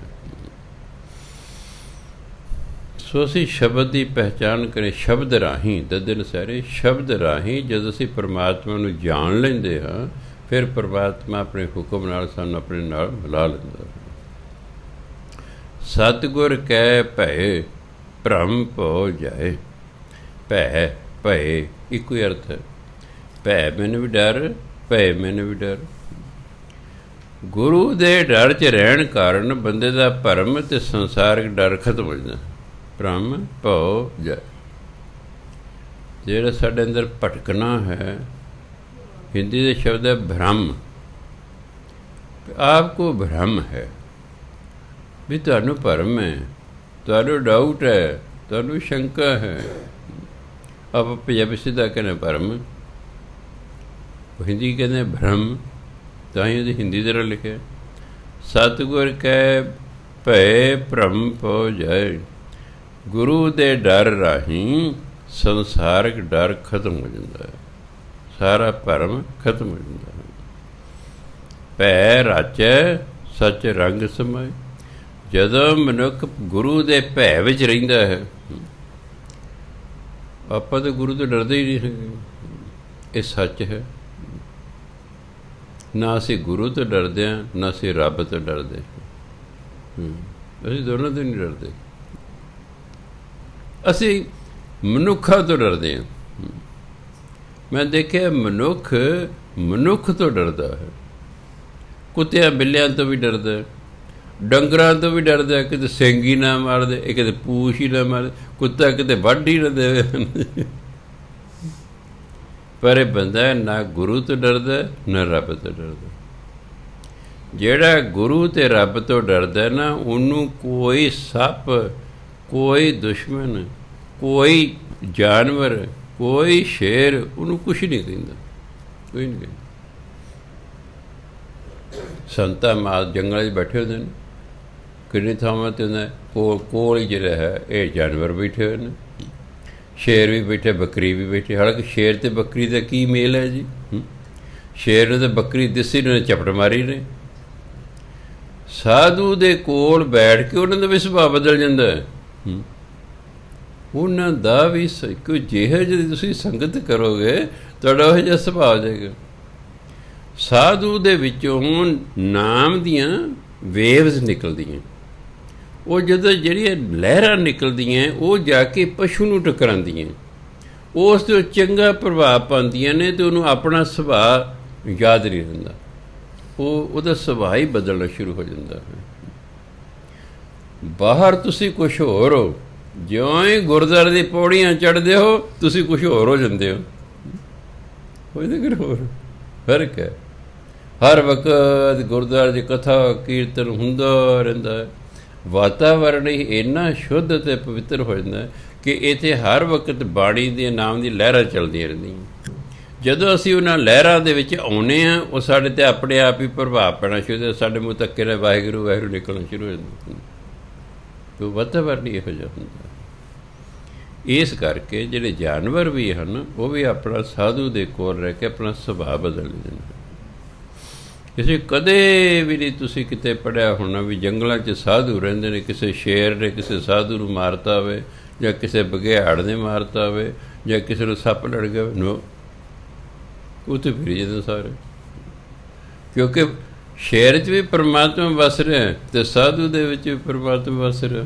ਗੱਲ ਤਿਆਰ, ਫਿਰ ਉਹ ਕਿਵੇਂ ਕਹੇਗਾ ਉਸਨੂੰ। ਇਸ ਲਈ ਕਹਿੰਦੇ ਗੁਰੂ ਮਹਾਰਾਜ ਭੈ ਰਚੈ, ਜਿਹੜਾ ਗੁਰੂ ਦੇ ਭੈ ਵਿੱਚ ਰਹਿੰਦਾ ਨਾ, ਸੱਚ ਰੰਗ ਸਮਾਏ। ਪਿਆਰ ਰੰਗ ਹੁੰਦਾ ਪਿਆਰ, ਉਹ ਪਿਆਰ ਰਾਹੀਂ ਸੱਚ ਦੇ ਵਿੱਚ ਸਮਾ ਜਾਂਦਾ, ਪਰਮਾਤਮਾ ਦੇ ਵਿੱਚ ਲੀਨ ਹੋ ਜਾਂਦਾ। ਗੁਰੂ ਦੇ ਭੈ 'ਚ ਰਹਿਣਾ। ਗੁਰ ਮਿਲੇ ਹਰ ਮਨ ਵਸੈ ਸੁਭਾਏ। ਗੁਰੂ ਮਹਾਰਾਜ ਦੇ ਮਿਲਣ ਨਾਲ ਜਿਹੜਾ ਹਰੀ ਹੈ, ਮਨ ਵਿੱਚ ਸਹਿਜ ਸੁਭਾਈ ਵਸ ਜਾਂਦਾ ਹੈ। ਗੁਰੂ ਮਹਾਰਾਜ ਦੇ ਮਿਲਣ 'ਤੇ ਪਰਮਾਤਮਾ ਦੇ ਨਾਮ ਹੈ ਨਾ, ਉਹ ਸਹਿਜ ਸੁਭਾਈ ਸਾਡੇ ਹਿਰਦੇ 'ਚ ਵਸ ਜਾਂਦਾ। ਮੇਰਾ ਪ੍ਰਭ ਭਾਰਾ ਕੀਮਤ ਨਹੀਂ ਪਾਏ। ਭਾਰੇ ਤੋਂ ਬਸ ਕਿ 2 ਕੁਇੰਟਲ 4 ਕੁਇੰਟਲ ਦਾ ਨਹੀਂ, ਬਹੁਤ ਵੱਡਾ। ਮੇਰਾ ਪਰਮਾਤਮਾ ਬਹੁਤ ਵੱਡਾ ਹੈ। ਵੱਡੇ ਤੋਂ ਭਾਵ ਇਹ ਨਹੀਂ ਕੋਈ 100 ਮੀਟਰ ਉੱਚਾ ਜਾਂ ਨਹੀਂ, ਭਾਵ ਬਹੁਤ ਗੁਣਵਾਨ ਹੈ। ਮੇਰਾ ਪਰਮਾਤਮਾ ਬਹੁਤ ਵੱਡਾ ਹੈ, ਕੀਮਤ ਨਹੀਂ ਪਾਏ, ਉਹਦੀ ਕੋਈ ਕੀਮਤ ਪਾ ਹੀ ਨਹੀਂ ਸਕਦਾ। ਸ਼ਬਦ ਸਲਾਹ ਹੈ ਅੰਤ ਨਾ ਪਾਰਾਵਾਰ। ਉਹ ਪਰਮਾਤਮਾ ਜਿਹਦਾ ਪਾਰਾਵਾਰ ਹੀ ਕੋਈ ਨਹੀਂ। ਪਾਰਾਵਾਰ 2 ਸ਼ਬਦਾਂ ਤੋਂ ਬਣੇ, ਪਾਰ ਪਲੱਸ ਉਰਵਾਰ। ਪਾਰ ਬਣੇ ਪਰਲਾ ਬੰਨਾ, ਉਰਵਾਰ ਬਣੇ ਉਰਲਾ ਬੰਨਾ। ਪਰਮਾਤਮਾ ਦਾ ਨਾ ਉਰਲਾ ਬੰਨਾ ਹੈ ਨਾ ਪਰਲਾ ਬੰਨਾ। ਇਹ ਨਹੀਂ ਕਹਦੇ ਪਰਮਾਤਮਾ ਜੀ ਇੱਥੋਂ ਸ਼ੁਰੂ ਹੋਇਆ ਅਤੇ ਉੱਥੇ ਮੁੱਕ ਗਿਆ, ਕੋਈ ਨਹੀਂ, ਉਹਦੇ ਹੱਦ ਬੰਨਾ ਨਹੀਂ। ਇਸ ਲਈ ਉਹਦਾ ਨਾਂ ਹੀ ਬੇਅੰਤ ਹੈ, ਜਿਹਦਾ ਅੰਤ ਹੀ ਕੋਈ ਨਹੀਂ। ਬੇਅੰਤ ਫਾਰਸੀ ਦਾ ਸ਼ਬਦ ਹੈ। ਬੇ ਮੈਨੇ ਬਿਨਾ, ਬੇ ਮੈਨੇ ਬਿਨ, ਬੇਅੰਤ ਜਿਹਦਾ ਅੰਤ ਹੀ ਕੋਈ ਨਹੀਂ, ਲਿਮਿਟਲੈਸ ਹੈ, ਜਿਹਦੀ ਕੋਈ ਲਿਮਿਟ ਹੀ ਨਹੀਂ। ਇਸ ਨੂੰ ਕਹਿੰਦੇ ਬੇਅੰਤ। ਤਾਂ ਇਹ ਕਹਿੰਦੇ ਉੱਥੇ ਬੇਸ਼ੁਮਾਰ ਲੋਕ ਸਨ। ਅੱਜ ਕੱਲ੍ਹ ਪੜ੍ਹਦੇ ਉੱਥੇ ਅਣਗਿਣਤ ਲੋਕ ਸਨ, ਪਰ ਪਹਿਲਾਂ ਕੀ ਕਹਿੰਦੇ ਉੱਥੇ ਬੇਸ਼ੁਮਾਰ ਲੋਕ ਸਨ। ਬੇ ਮੈਨੇ ਬਿਨਾ, ਸ਼ੁਮਾਰ ਮੈਨੇ ਗਿਣਤੀ। ਵੀ ਇੰਨੇ ਲੋਕ ਸਨ ਕਿ ਉਹਨਾਂ ਦੀ ਗਿਣਤੀ ਹੀ ਨਹੀਂ ਕੀਤੀ ਜਾ ਸਕਦੀ, ਇੰਨੇ ਸਨ ਉੱਥੇ।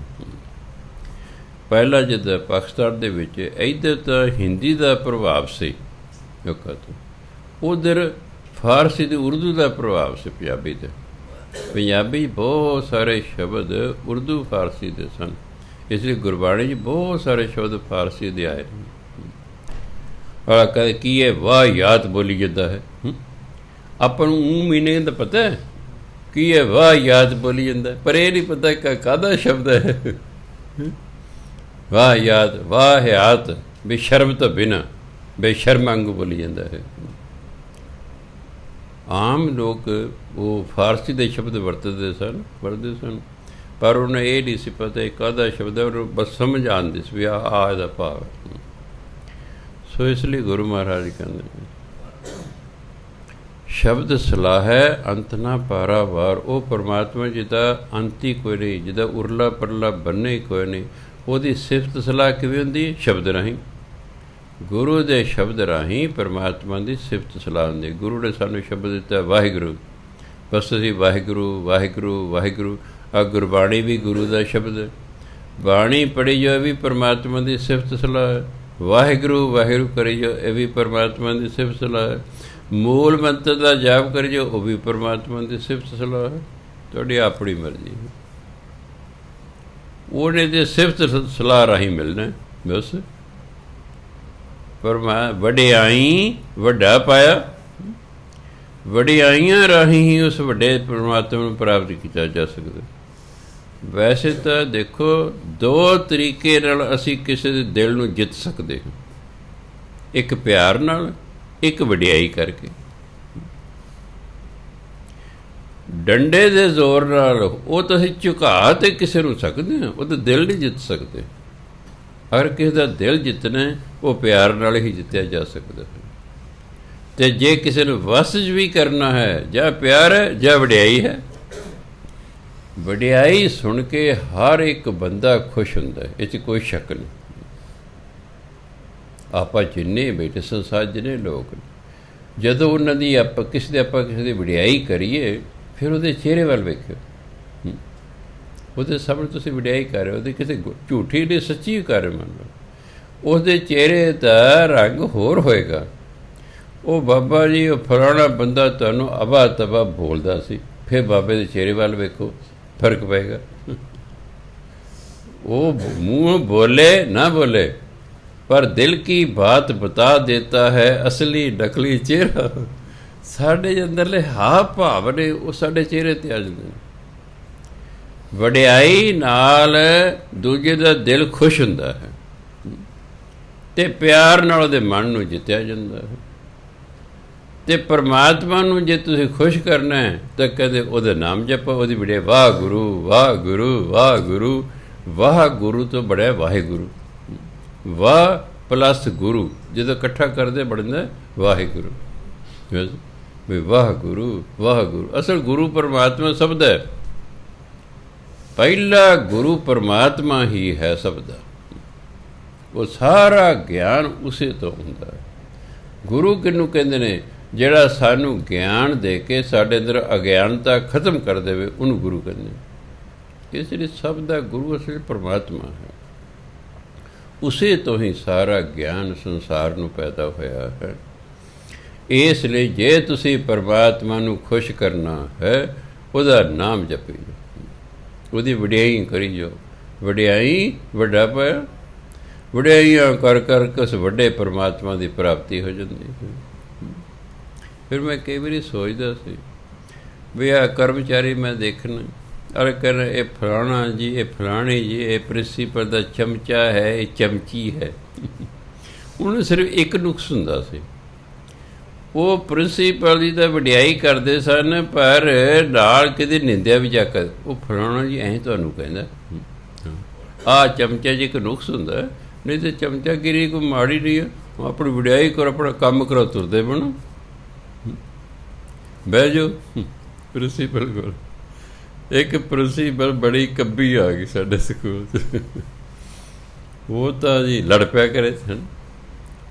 6 ਮਹੀਨੇ ਬਾਅਦ ਮੈਨੂੰ ਮੈਡਮਾਂ ਮਿਲੀਆਂ, ਕਹਿੰਦੇ ਵੀ ਸਰ ਜੀ, ਵੀਰ ਜੀ ਤੁਹਾਡੇ ਨਾਲ ਨਹੀਂ ਕਦੇ ਪ੍ਰਿੰਸੀਪਲ ਦੀ ਉੱਚੀ ਨੀਵੀਂ ਹੋਈ, ਤੁਸੀਂ ਜੋ ਕਹਿੰਦੇ ਮੰਨ ਲੈਂਦੇ। ਮੈਂ ਭਾਈ ਮੇਰੀ ਸਰਵਿਸ ਬਹੁਤ ਹੋ ਗਈ ਹੈ, ਤੁਸੀਂ ਸਿੱਧਾ ਇਸ ਪ੍ਰਿੰਸੀਪਲ ਦੇ ਅੰਡਰ ਆਇਓ। ਮੈਂ ਤਾਂ ਹੁਣ ਤੱਕ 15-16 ਹੈਡਮਾਸਟਰਾਂ ਨਾਲ ਤੁਸੀਂ ਕੰਮ ਕਰ ਲਿਆ, ਮੈਨੂੰ ਆਡਰ ਸੁਭਾਵਾਂ ਦਾ ਪਤਾ ਲੱਗ ਗਿਆ। ਤੁਸੀਂ ਜਾਂਦੇ ਆ ਅਗਲੇ ਦਾ ਹਾਲ ਚਾਲ ਨਹੀਂ ਪੁੱਛਦੇ, ਆ ਮੇਰਾ ਕੰਮ ਕਰਿਓ ਜੀ। ਉਹ ਹੋ ਸਕਦਾ ਘਰੋਂ ਲੜ ਕੇ ਆਈ ਹੋਵੇ, ਉਹ ਦੁਖੀ ਹੋਵੇ, ਕੀ ਹੋਵੇ, ਉਹ ਤੁਹਾਡੇ ਮਗਰ ਪੈ ਜਾਂਦੀ। ਮੈਂ ਜਾ ਕੇ ਬਹਿ ਜਾਂਦਾ, ਬੈਠਾ ਮੈਂ ਆਪਣੇ ਖਾਲੀ ਪੀੜ ਜਾਣ ਲੱਗੇ, ਪੀੜ 'ਚ ਨਹੀਂ ਮੈਂ ਜਾਂਦਾ। ਜਦ ਮੇਰੇ ਪੀੜ ਵੇਕੈਂਟ ਹੁੰਦਾ, ਮੈਂ ਪ੍ਰਿੰਸੀਪਲ ਕੋਲ ਜਾਂਦਾ। ਆਓ ਜੀ ਜਮਨ ਸਿੰਘ, ਆਓ ਜੀ, ਬੈਠੋ ਜੀ। ਬੈਠ ਗਏ। ਹੋਰ ਜੀ ਮੈਡਮ ਜੀ ਕੀ ਹਾਲ ਚਾਲ ਹੈ? ਠੀਕ ਠਾਕ ਹੈ। ਬਾਲ ਬੱਚੇ ਦਾ ਕੀ ਹਾਲ ਹੈ? ਠੀਕ। ਮੁੰਡਾ ਕਿਹੜੀ ਕਲਾਸ ਪੜ੍ਹਦਾ? ਹਾਲਾਂਕਿ ਮੈਨੂੰ ਪਤਾ ਕਿਹੜੀ ਕਲਾਸ ਪੜ੍ਹਦਾ, ਹੁਣ ਗੱਲ ਤਾਂ ਕੋਈ ਕਰਨੀ। ਤੁਹਾਡੀ ਗੁੱਡੀ ਕਿਹੜੀ ਕਲਾਸ ਪੜ੍ਹਦੀ ਹੈ? ਅੱਛਾ, ਕੀ ਹੁਣ ਕਰਾਉਣ ਦਾ ਦੇਖਿਆ? ਹੌਲੀ ਹੌਲੀ ਇਹ ਮੂਡ ਠੀਕ ਹੈ, ਕਾਗਜ਼ ਜੇਬ 'ਚੋਂ ਕੱਢਣਾ, ਆਪ ਮੈਡਮ ਜੀ ਦੱਸੋ ਕਰਿਓ, ਲਿਆਓ ਜੀ ਦੱਸੋ ਕਰਾਏ, ਚੰਗਾ ਜੀ, ਸਤਿ ਸ੍ਰੀ ਅਕਾਲ ਜੀ, ਆਪਣੇ ਤੁਰਦੇ ਬਣੇ। ਕੋਈ ਚਮਚਾਗਿਰੀ ਵੀ ਨਹੀਂ ਕੀਤੀ, ਕਦੇ ਕੋਈ ਨਿੰਦਿਆ ਵੀ ਨਹੀਂ ਕੀਤੀ, ਕਿਉਂਕਿ ਮੈਨੂੰ ਫਿਰ ਕਿਸੇ ਦੀ ਨਿੰਦਿਆ ਕਰਕੇ ਆਪਾਂ ਕੰਮ ਕਰਿਆ ਸ਼ੁਰੂ ਤੋਂ ਪੜ੍ਹਨ ਲੱਗਦਾ ਸੀ ਵੀ ਆਪਣੇ ਸਵਾਰਥ ਲਈ ਕਿਸੇ ਨੂੰ ਨੁਕਸਾਨ ਨਹੀਂ ਪਹੁੰਚਾਉਣਾ ਚਾਹੀਦਾ, ਉਹਦਾ ਮੂਡ ਵੇਖਣਾ ਚਾਹੀਦਾ। ਜਦ ਮੂਡ ਠੀਕ ਹੋ ਗਿਆ ਉਦੋਂ ਕੰਮ ਕਰ, ਨਹੀਂ ਮੂਡ ਠੀਕ ਹੈ ਆਪਣਾ 2-4 ਗੱਲਾਂ ਬਾਤਾਂ ਕੀਤੇ ਫਿਰ ਆ ਜਾਓ। ਐਂ ਇੱਕ ਖਾਲਸਾ ਸਕੂਲ ਸੀ, ਮੈਂ ਹੋਰ ਨਾ ਮੈਂ ਕਰਨੀ ਸੀ ਐਮ.ਐਡ ਲਈ 6 ਮਹੀਨਿਆਂ ਬਾਅਦ 2 ਸਮੈਸਟਰ ਹੁੰਦੇ ਸੀ। 10 ਦਿਨਾਂ ਲਈ ਕੰਟੈਕਟ ਪ੍ਰੋਗਰਾਮ ਹੁੰਦਾ ਸੀ, ਉਹ ਛੁੱਟੀ ਲੈ ਕੇ ਕਾਲਜ ਦੇ ਵਿੱਚ ਜਾਣਾ ਪੈਂਦਾ ਸੀ। ਮੈਂ ਕਿਹਾ ਬੜਾ ਔਖਾ, ਉੱਧਰ ਇਮਤਿਹਾਨ ਨੇੜੇ ਆ ਰਹੇ ਨੇ, ਉੱਧਰ ਮੈਂ 10 ਦਿਨ ਦੀ ਛੁੱਟੀ ਲੈਣੀ ਹੈ। ਮੈਂ ਐਪਲੀਕੇਸ਼ਨ ਲਿਖ ਲਈ, ਜੇਬ 'ਚ ਪਾ ਰੱਖੀ, ਮੈਂ ਜਿੱਦੇ ਪ੍ਰਿੰਸੀਪਲ ਦਾ ਮੂਡ ਠੀਕ ਹੋਇਆ ਨਾ ਉਹਦੇ ਗੱਲ ਕਰੋ। ਇੱਕ ਦਿਨ ਕੁਦੇ ਦਫ਼ਤਰ ਗਿਆ, ਉਹ ਆਪੇ ਕਹਿੰਦੇ ਜਾਣ ਸਿੰਘ ਬੈਠੋ, ਕੀ ਹਾਲ ਚਾਲ? ਮੈਂ ਠੀਕ ਠਾਕ ਹੈ ਜੀ। ਮੈਂ ਤੁਸੀਂ ਸੁਣਾਓ ਜੀ? ਠੀਕ ਹੈ। ਹੋਰ ਪਰਿਵਾਰ ਠੀਕ ਠਾਕ ਹੈ? ਠੀਕ ਹੈ। ਹਾਲ ਚਾਲ ਪੁੱਛੀ ਗਏ। ਮੈਂ ਦੇਖਿਆ ਮੂਡ ਠੀਕ ਹੈ। ਉਹ ਆਪ ਹੀ ਕਹਦੇ ਹੁਣ ਕੀ ਕਰ ਰਹੇ ਹੋ ਜੈਮਲ ਸਿੰਘ? ਅੱਗੇ ਉਹਨੂੰ ਪਤਾ ਪੜ੍ਹਦਾ ਹੈ। ਮੈਂ ਜੀ ਮੈਂ ਨਾ ਐਮ.ਐਡ ਕਰ ਰਿਹਾ ਹਾਂ। ਉਹਦੀ ਇੱਕ ਸਮੱਸਿਆ ਹੈ ਵੀ 6 ਮਹੀਨਿਆਂ ਬਾਅਦ 10 ਦਿਨ ਦੀ ਛੁੱਟੀ ਲੈਣੀ ਪੈਂਦੀ, ਅਤੇ ਮੈਂ ਲੈਣੀ ਛੁੱਟੀ। ਕਹਿੰਦੇ ਕੋਈ ਗੱਲ ਨਹੀਂ, ਆਪਣੇ ਪਿੰਡ ਦਾ ਫਲਾਣਾ B.Ed ਪਾਸ ਹੈ, ਉਹਨੂੰ 10 ਦਿਨ ਇੱਥੇ ਲਾ ਜਾਓ, ਥੋੜ੍ਹੀ ਤਨਖਾਹ ਉਸਨੂੰ ਦੇ ਦੇ ਆਪਣੀ ਤਨਖਾਹ ਦੇ ਵਿੱਚੋਂ, ਉਹ ਮਗਰ ਕਲਾਸ ਅਟੈਂਡ ਕਰੀ ਜਾਊਗਾ, ਤੁਸੀਂ ਜਾਇਓ। ਠੀਕ ਹੈ। ਆਪਾਂ ਕਾਗਜ਼ ਕੱਢਿਆ, ਅੱਗੇ ਰੱਖਤਾ, ਹੁਣ ਦਸ ਕਰਦੇ ਅੱਜ ਛੁੱਟੀ ਦਿੱਤੀ ਜਾਂਦੀ ਹੈ। 7 ਦਿਨ ਲੱਗ ਗਏ ਮੈਨੂੰ ਉਹ ਦਸ ਕਰਾਉਣ 'ਤੇ। ਦੇਖਿਆ ਵੀ ਹਾਂ ਹੁਣ ਮੂਡ ਠੀਕ ਹੈ, ਹੁਣ ਕਰਾ ਲਓ। ਸੋ ਜਿੰਨੇ ਵੀ ਟੀਚਰ ਸੁਣ ਰਹੇ ਨੇ ਜਾਂ ਕਰਮਚਾਰੀ ਸੁਣ ਰਹੇ ਨੇ, ਉਹ ਖਿਆਲ ਰੱਖਣ ਅਫਸਰ ਤੋਂ ਕੰਮ ਕਿਵੇਂ ਕਰਾਉਣਾ। ਵਿੱਚ ਅਫਸਰ ਵੀ ਤੁਹਾਡੇ ਬੈਠੇ ਹੋ ਸਕਦੇ ਨੇ, ਵੀ ਕਿਵੇਂ ਅਫਸਰ ਤੋਂ ਕੰਮ ਕਰਾਉਣਾ ਹੁੰਦਾ। ਉਹਦਾ ਪਹਿਲਾਂ ਮੂਡ ਵੇਖਣਾ ਹੁੰਦਾ। ਜੇ ਮੂਡ ਠੀਕ ਹੈ ਫਿਰ ਠੀਕ ਹੈ। ਸੋ ਇਸ ਲਈ ਪਰਮਾਤਮਾ ਵੀ ਸਾਡੇ ਕੰਮ ਤਾਂ ਸਵਾਰਦਾ, ਜੋ ਜਨ ਤੁਮਰੀ ਭਗਤ ਕਰੰਤੇ ਤਿਨ ਕੇ ਕਾਜ ਸਵਾਰਦਾ। ਜਿਹੜੇ ਤੇਰੀ ਵਡਿਆਈ ਕਰਦੇ ਨੇ, ਹੇ ਪਰਮਾਤਮਾ ਤੂੰ ਉਹਨਾਂ ਦੇ ਕਾਰਜ ਸਵਾਰ ਦੇ। ਅਤੇ ਮੈਂ ਸੋਚਿਆ ਵੀ ਰੱਬ ਵੀ ਵਡਿਆਈ ਸੁਣ ਕੇ ਖੁਸ਼ ਹੁੰਦਾ, ਅਤੇ ਬੰਦਾ ਵਿਚਾਰਾ ਕਿਹਦੀ ਜਿੰਮ ਇਹ ਕਿਉਂ ਨਹੀਂ ਖੁਸ਼ ਹੁੰਦਾ ਹੋਏਗਾ? ਵੀ ਸੰਸਾਰ ਦੀ ਐਡੀ ਵੱਡੀ ਤਾਕਤ ਆਪਣੀ ਵਡਿਆਈ ਸੁਣ ਕੇ ਖੁਸ਼ ਹੁੰਦੀ ਹੈ, ਅਤੇ ਸਾਡੇ ਕਾਰਜ ਸਵਾਰਦੀ ਹੈ। ਅਤੇ ਇੱਕ ਅਫਸਰ ਆਪਣੀ ਵਡਿਆਈ ਸੁਣ ਕੇ ਕਿਉਂ ਨਹੀਂ ਖੁਸ਼ ਹੁੰਦਾ ਹੈਗਾ? ਆਪਣੀ ਉਹਦੀ ਵਡਿਆਈ ਕਰੋ, ਆਪਣਾ ਕੰਮ ਕਰੋ ਅਤੇ ਤੁਰ ਦੇਵਣ। ਜ਼ਰੂਰੀ ਅਸੀਂ ਨਿੰਦਿਆ ਕਰਨੀ ਅਗਲੇ ਦੇ। ਤੁਸੀਂ ਚਾਹੇ ਬਾਅਦ 'ਚ ਵੀ ਨਿੰਦਿਆ ਕਰੋ, ਉਹ ਪਹੁੰਚ ਹੀ ਜਾਣੀ ਹੁੰਦੀ ਹੈ। ਇਹ ਨਾ ਸੋਚੋ ਮੈਂ ਦੂਜੇ ਕੋਲ ਗੱਲ ਕਰੇ, ਪਹੁੰਚਣੀ ਨਹੀਂ। ਤੁਹਾਡੇ ਮੂੰਹ 'ਚ ਇੱਕ ਵਾਰੀ ਗੱਲ ਨਿਕਲੀ, ਦੂਜੇ ਤੱਕ ਜਾਣੀ ਹੀ ਜਾਣੀ ਹੈ, ਚਾਹੇ ਮਹੀਨੇ ਨੂੰ ਜਾਏ ਅਤੇ ਚਾਹੇ 2 ਮਹੀਨੇ ਨੂੰ ਜਾਏ। ਇਹ ਨਾ ਸੋਚੋ ਭਾਵੇਂ ਤੁਸੀਂ ਕਹੋ ਯਾਰ ਮੈਂ ਤੇਰੇ ਨਾਲ ਗੱਲ ਸਾਂਝੀ, ਅੱਗੇ ਨਾ ਦੱਸੀ, ਸਵਾਲ ਹੀ ਪਹਿਲਾਂ ਨਾ ਦੱਸੇ। ਉਹ ਇੱਕ ਆ ਗਈ ਬੀਵੀ, ਉਹ ਜੀ ਸਾਡੇ 'ਤੇ ਟੂਣਾ ਕਰਦਾ, ਬਾਬਾ ਜੀ ਦੱਸੋ ਕੌਣ ਕਰਦਾ? ਮੈਂ ਨਹੀਂ ਦੱਸਿਆ ਕਰਦਾ, ਝਗੜੇ ਹੁੰਦੇ। ਮੈਂ ਲੋਕ ਜਾ ਕੇ ਕਹਿੰਦੇ ਨਹੀਂ ਜੀ ਮੈਂ ਗੁਰਦੁਆਰੇ ਬੈਠੀ ਹਾਂ, ਮੈਂ ਤੁਹਾਡੇ ਨਾਲ ਵਾਅਦਾ ਕਰਦੀ ਹਾਂ, ਮੈਂ ਨਹੀਂ ਅੱਗੇ ਦੱਸਦੀ, ਵੀ ਕਿਰਪਾ ਕਰਕੇ ਦੱਸ ਦਿਓ, ਇਸ ਤੋਂ ਸਾਵਧਾਨ ਰਹੀਏ। ਮੈਂ ਫਲਾਣੇ 5-6 ਦਿਨਾਂ ਬਾਅਦ ਉਹਨੇ ਲੜ ਪਈ, ਤੂੰ ਸਾਡੇ 'ਤੇ ਟੂਣਾ ਕਰਦੇ। ਉਹ ਕਹਿੰਦੇ ਕੌਣ ਕਹਿੰਦਾ ਤੁਹਾਨੂੰ? ਕਹਿ ਸਾਡੇ ਬਾਬਾ ਜੀ ਕਹਿੰਦੇ ਟੂਣਾ ਕਰਦੇ। ਅੱਗੋਂ ਉਹ ਵੀ ਮੈਨੂੰ ਜਾਣਦਾ ਸੀ, ਉਹ ਆ ਗਿਆ, ਕਹਿੰਦੇ ਬਾਬਾ ਜੀ ਤੁਸੀਂ, ਮੈਂ ਨਾ ਝੂਠ ਬੋਲਦੀ ਹੈ, ਮੇਰਾ ਨਾਂ ਲੈਂਦੀ ਹੋਣੀ ਹੈ ਵੀ ਚੱਲ ਮੈਂ ਦਬਕਾ ਮਾਰਦੀ ਹਾਂ, ਅਲਾ ਡਰ ਜਾਏਗਾ। ਮੈਂ ਮੇਰੇ ਕੋਲ ਕੋਈ ਨਹੀਂ ਆਈ, ਨਾ ਮੈਂ ਕਿਹਾ। ਉਦੋਂ ਬਾਅਦ ਮੈਂ ਸਹੁੰ ਪਾ ਲਈ ਵੀ ਸਭ ਐਵੇਂ ਕਰਦੇ, ਦੱਸਣੀ ਨਹੀਂ ਕਿਸੇ ਨੂੰ ਵੀ ਟੂਣਾ ਤੇਰੇ 'ਤੇ ਹੋ ਗਿਆ, ਆ ਲੈ ਪਾਠ ਆਪਣੇ ਤੇਰੇ ਟੂਣੇ 'ਤੇ ਬਚਾ ਜੂਗਾ। ਮੈਂ ਨਹੀਂ ਦੱਸਦਾ, ਨਾ ਮੈਂ ਦੱਸਾਂ ਵੀ ਤੇਰੇ ਕਿਹੜਾ ਬੱਚਾ ਹੋਣ ਵਾਲਾ। ਮੈਂ ਰੱਬ ਨਾ ਕਰੇ ਮੈਂ ਕਹਿੰਦਾ ਤੇ ਕੁੜੀ ਹੋਵੇਗੀ, ਇਹ ਜਾ ਕੇ ਅਬੋਰਸ਼ਨ ਕਰਾ ਲੈ। ਉਹ ਅਬੋਰਸ਼ਨ ਕਰਨੇ ਫੜੀ ਜਾਵੇ, ਅਗਰ ਤੈਨੂੰ ਕਿੰਨੇ ਕਿਹਾ ਸੀ ਤੇ ਕੁੜੀ? ਇਹ ਬਾਬਾ ਹੀ ਨਹੀਂ ਕਿਹਾ। ਹੁਣ ਪੁਲਿਸ ਵਾਲੇ ਆ ਜਾਓ ਸ਼੍ਰੀਮਾਨ ਬਈ ਜਦੋਂ ਡਾਕਟਰ ਨਹੀਂ ਦੱਸ ਸਕਦੇ, ਤੂੰ ਕੌਣ ਹੈ ਦੱਸਣ ਵਾਲਾ? ਮੈਂ ਨਹੀਂ ਕੰਮ ਕਰਦਾ। ਨਹੀਂ ਜੀ ਮੈਂ ਨਾ, ਮੇਰੀ ਚਾਹੇ ਸੱਕੀ ਭੈਣ ਮੇਰੇ ਤੋਂ ਪੁੱਛੇ, ਮੈਂ ਨਹੀਂ ਦੱਸਦਾ। ਕੁੜੀ ਹੋਏਗੀ, ਮੁੰਡਾ ਹੋਏਗਾ, ਬਸ ਬੱਚਾ ਹੋਏਗਾ ਬਸ। ਹਾਂ, ਅਤੇ ਨਾ ਮੈਂ ਇਹ ਦੱਸਾਂ ਵੀ ਤੁਹਾਡੇ 'ਤੇ ਕਿੰਨੇ ਟੂਣਾ ਕੀਤਾ। ਮੇਰਾ ਤਜਰਬਾ ਹੋ ਗਿਆ ਹੈ ਕਿ ਕਿਸੇ ਦੇ ਪੇਟ 'ਚ ਗੱਲ ਨਹੀਂ ਰਹਿੰਦੀ, ਕੀ ਫਾਇਦਾ। ਸੋ ਇਸ ਲਈ ਇਹ ਖਿਆਲ ਰੱਖਿਓ ਜਦੋਂ ਗੱਲਾਂ ਕਰਨਗੇ ਦੀਆਂ। ਹਾਂ, ਇਹ ਜਿਹਦੀ ਤੁਸੀਂ ਨਿੰਦਿਆ ਕੀਤੀ ਨਾ, ਵਡਿਆਈ ਤਾਂ ਦੇਰ ਨਾਲ ਪਹੁੰਚਣੀ ਹੈ, ਨਿੰਦਿਆ ਦੇ ਨਾਲ ਦੀ ਨਾਲ। ਹਾਲੇ ਘਰ ਵੀ ਨਹੀਂ ਜਾਣਾ, ਉੱਥੇ ਮੋਬਾਈਲ 'ਤੇ ਕਹਿ ਦੇਣ ਐਂ ਕਹਿੰਦੇ ਤੇਰੇ ਬਾਰੇ। ਹਾਂ, ਇਹ ਖਿਆਲ ਰੱਖਿਓ, ਨਿੰਦਿਆ ਬੜੀ ਛੇਤੀ ਪਹੁੰਚਦੀ ਹੈ। ਵਡਿਆਈ ਤਾਂ ਪਹਿਲਾਂ ਸੁਣਦਾ ਹੀ ਕੋਈ ਨਹੀਂ, ਅਤੇ ਅੱਗੇ ਫਿਰ ਵਡਿਆਈ ਕਰਦਾ ਕੋਈ ਨਹੀਂ। ਵਡਿਆਈ ਕਰਨਾ ਅਤੇ ਵਡਿਆਈ ਸੁਣਨਾ ਬੜੀ ਔਖੀ ਹੁੰਦੀ ਹੈ। ਸੋ ਇਸ ਲਈ ਜੇ ਰੱਬ ਨੂੰ ਮਿਲਣਾ ਤਾਂ ਵਡਿਆਈ ਕਰਨੀ ਪਏਗੀ, ਅਤੇ ਜੇ ਕਿਸੇ ਬੰਦੇ ਤੋਂ ਕੰਮ ਕਰਾਉਣਾ ਤਾਂ ਵੀ ਵਡਿਆਈ ਕਰਨੀ ਪਏਗੀ। ਸੱਚੀ ਕਰੋ, ਝੂਠੀ ਬੰਦੇ ਦਾ ਪਤਾ ਨਹੀਂ ਸੱਚੀ ਕਰ ਰਿਹਾ ਕਿ ਝੂਠੀ ਕਰ ਰਿਹਾ, ਪਰ ਰੱਬ ਨੂੰ ਪਤਾ। ਹਾਂ, ਮੈਂ ਜਦੋਂ ਸ਼ੁਰੂ ਬਾਣੀ ਪੜ੍ਹੀ, ਮੈਂ ਕਮਾਲ ਹੈ ਯਾਰ, ਵੀ ਐਡੀ ਵੱਡੀ ਸੰਸਾਰ ਦੀ ਸ਼ਕਤੀ। ਉਹ ਕਹਿੰਦੇ ਜਿਹੜਾ ਮੇਰੀ ਵਡਿਆਈ ਕਰੇਗਾ ਮੈਂ ਉਹਦੇ ਕੰਮ ਸਵਾਰਾਂਗਾ। ਮੈਂ ਫਿਰ ਬੰਦਾ ਵਿਚਾਰਾ ਕਿਹਦਾ ਹੈ? ਇਹ ਤਾਂ ਫਿਰ ਸਵਾਰੇਗਾ ਹੀ ਸਵਾਰੇਗਾ। ਵਡਿਆਈ ਕਰੋ, ਆਪਣਾ ਕੰਮ ਕਰੋ। ਸੋ ਇਸ ਲਈ ਸਿਫਤ ਸਲਾਹ ਕਰਿਆ ਕਰੋ। ਫਿਰ ਕੀ ਹੈਗਾ? ਸ਼ਬਦ ਸਲਾਹ ਹੈ ਅੰਤ ਨਾ ਪਾਰਾਵਾਰ। ਉਹ ਪਰਮਾਤਮਾ ਜਿਹਦਾ ਕੂਰਲਾ ਪਰਲਾ ਭਰੇ ਹੀ ਨਹੀਂ, ਨਾਮ ਰਾਹੀਂ ਉਹਦੀ ਸਿਫਤ ਸਲਾਹ ਕਰਨੀ ਚਾਹੀਦੀ ਹੈ। ਮੇਰਾ ਪ੍ਰਭ ਬਖਸ਼ੇ ਬਖਸ਼ਨਹਾਰ। ਫਿਰ ਮੇਰਾ ਪਰਮਾਤਮਾ ਕਿਉਂਕਿ ਬਖਸ਼ਨਹਾਰ ਹੈ, ਇਸ ਲਈ ਉਹ ਫਿਰ ਜੀਵ ਨੂੰ ਬਖਸ਼ ਦਿੰਦਾ। ਕਿਉਂਕਿ ਜੇ ਫਿਰ ਬਖਸ਼ ਦੇਣਾ, ਪਿਛਲੇ ਔਗਣ ਬਖਸ਼ ਲੈ ਪ੍ਰਭ ਆਗੇ ਮਾਰਗ ਪਰ। ਕਹ ਜਾ ਯਾ ਤੂੰ ਹੁਣ ਤੱਕ ਜੋ ਕੀਤਾ ਸਾਰਾ ਤੇਰਾ ਮਾਫ ਕੀਤਾ, ਸਾਰਾ ਹੀ ਮਾਫ ਕਰ ਦੇ, ਨਿਬੜਿਆ ਤੇਰਾ ਕੰਮ। ਅੱਗੇ ਕਹਿੰਦੇ ਗੁਰ ਮਿਲੇ ਸਭ ਮਤ ਬੁੱਧ ਹੋਏ। ਗੁਰੂ ਨੂੰ ਮਿਲਣ ਤੋਂ ਬਾਅਦ ਕਹਿੰਦੇ ਸਾਡੇ ਅੰਦਰ ਉੱਚੀ ਮਤ, ਉੱਚੀ ਬੁੱਧ ਪੈਦਾ ਹੋ ਜਾਂਦੀ ਹੈ। ਹੁਣ ਤਾਂ ਮਤ ਨੀਵੀਂ ਹੈ ਨਾ, ਕਿਉਂਕਿ ਮਨ ਮਤ ਹੈ। ਮਨ ਮਤ ਨੀਵੀਂ ਹੁੰਦੀ ਹੈ, ਗੁਰਮਤ ਉੱਚੀ ਹੁੰਦੀ ਹੈ। ਮਨ ਮਤ ਕਿਉਂ ਨੀਵੀਂ ਹੁੰਦੀ ਹੈ? ਕਿਉਂਕਿ ਸਾਡੇ ਮਨ ਦੇ ਵਿੱਚ ਬੁਰਾਈਆਂ ਨੇ। ਜਨਮ ਜਨਮ ਕੀ ਇਸ ਮਨ ਕੋ ਮਲ ਲਾਗੀ, ਕਾਲਾ ਹੋਆ ਸਿਆ। ਜਨਮਾਂ ਜਨਮਾਂਤਰਾਂ ਦੇ ਪਾਪਾਂ ਦੀ ਮੈਲ ਮਨ ਨੂੰ ਲੱਗੀ ਹੋਈ ਹੈ। ਇਸ ਲਈ ਮਨ ਸਾਨੂੰ ਕਦੇ ਚੰਗਾ ਖਿਆਲ ਦੇ ਹੀ ਨਹੀਂ ਸਕਦਾ। ਮਨ ਨੇ ਸਾਨੂੰ ਚੰਗਾ ਸੁਝਾਅ ਦੇਣਾ ਹੀ ਨਹੀਂ ਹੈਗਾ। ਜਿਵੇਂ ਤੁਸੀਂ ਭੈੜੇ ਬੰਦੇ ਕੋਲ ਜਾਵੋ, ਉਹ ਤੁਹਾਨੂੰ ਕਦੇ ਚੰਗਾ ਸੁਝਾਅ ਨਹੀਂ ਦੇਗਾ। ਭੈੜੇ ਨੇ ਤਾਂ ਭੈੜੀ ਬਾਤ ਹੀ ਦੇਣੀ ਹੈ। ਅਤੇ ਮਨ ਹੈਗਾ ਭੈੜਾ। ਭੈੜਾ ਹੋਣ ਕਰਕੇ ਜਦੋਂ ਤੁਸੀਂ ਮਨ ਦੇ ਆਖੇ ਲੱਗੋਗੇ, ਇਹਨੇ ਤੁਹਾਡੇ ਤੋਂ ਭੈੜੇ ਹੀ ਕੰਮ ਕਰਾਉਣੇ ਨੇ। ਇਸ ਲਈ ਸਾਨੂੰ ਲੋੜ ਹੈ ਗੁਰਮਤਿ ਦੀ। ਗੁਰੂ ਨੂੰ ਮਿਲਣ ਤੋਂ ਬਾਅਦ ਜਿਹੜੀ ਮੱਤ ਅਤੇ ਬੁੱਧ ਜਿਹੜੀ ਹੈ, ਇਹ ਸਾਡੀ ਉੱਚੀ ਹੁੰਦੀ ਹੈ। ਮਨ ਨਿਰਮਲ ਵਸੈ ਸੱਚ ਸੋਇ। ਜਦੋਂ ਮਨ ਫਿਰ ਨਿਰਮਲ ਹੋ ਜਾਂਦਾ, ਕਿਉਂਕਿ ਮੱਤ ਉੱਚੀ ਹੋ ਗਈ, ਆਪਣੇ ਸ਼ੁਭ ਕਰਮ ਕੀਤੇ, ਨਾਮ ਜਪਿਆ, ਮਨ ਦੇ ਵਿੱਚ ਸਾਰੀ ਬੈਲ ਖਤਮ ਹੋ ਗਈ। ਵਸੈ ਸੱਚ ਸੋਇ, ਉਸ ਦੇ ਵਿੱਚ ਪਰਮਾਤਮਾ ਵਸ ਜਾਂਦਾ। ਪਰਮਾਤਮਾ ਕਹਿੰਦੇ ਮੈਂ ਸਾਫ ਥਾਂ 'ਤੇ ਵਸਦਾ। ਹੈ ਤਾਂ ਕਹਿੰਦੇ ਮੈਂ ਤੁਹਾਡੇ ਅੰਦਰ, ਪਰ ਤੁਹਾਡੀ ਮੈਲ ਨੇ ਮੈਨੂੰ ਢੱਕਿਆ ਹੋਇਆ ਹੈ। ਉਹ ਢੱਕੇ ਹੋਣ ਕਰਕੇ ਮੈਂ ਤੁਹਾਨੂੰ ਦਿਸਦਾ ਨਹੀਂ ਹੈਗਾ। ਤੁਸੀਂ ਆਪਣੀ ਮੈਲ ਦੂਰ ਕਰੋ।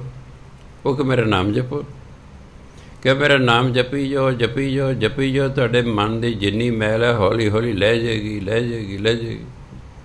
ਜਿਵੇਂ ਆਹ ਟਿਊਬ ਹੈ, ਇਹ 'ਤੇ 4 ਦਰੀਆਂ ਦੇ ਦਿਓ ਉੱਪਰ, ਪਤਾ ਹੀ ਨਹੀਂ ਲੱਗਣਾ ਹੇਠਾਂ ਟਿਊਬ ਹੈ ਕਿ ਨਹੀਂ ਹੈ। ਜਦੋਂ ਇੱਕ ਦਰੀ ਲਾਤੀ, ਲੱਗੂ ਵੀ ਹੈ ਹੇਠਾਂ ਕੁਛ।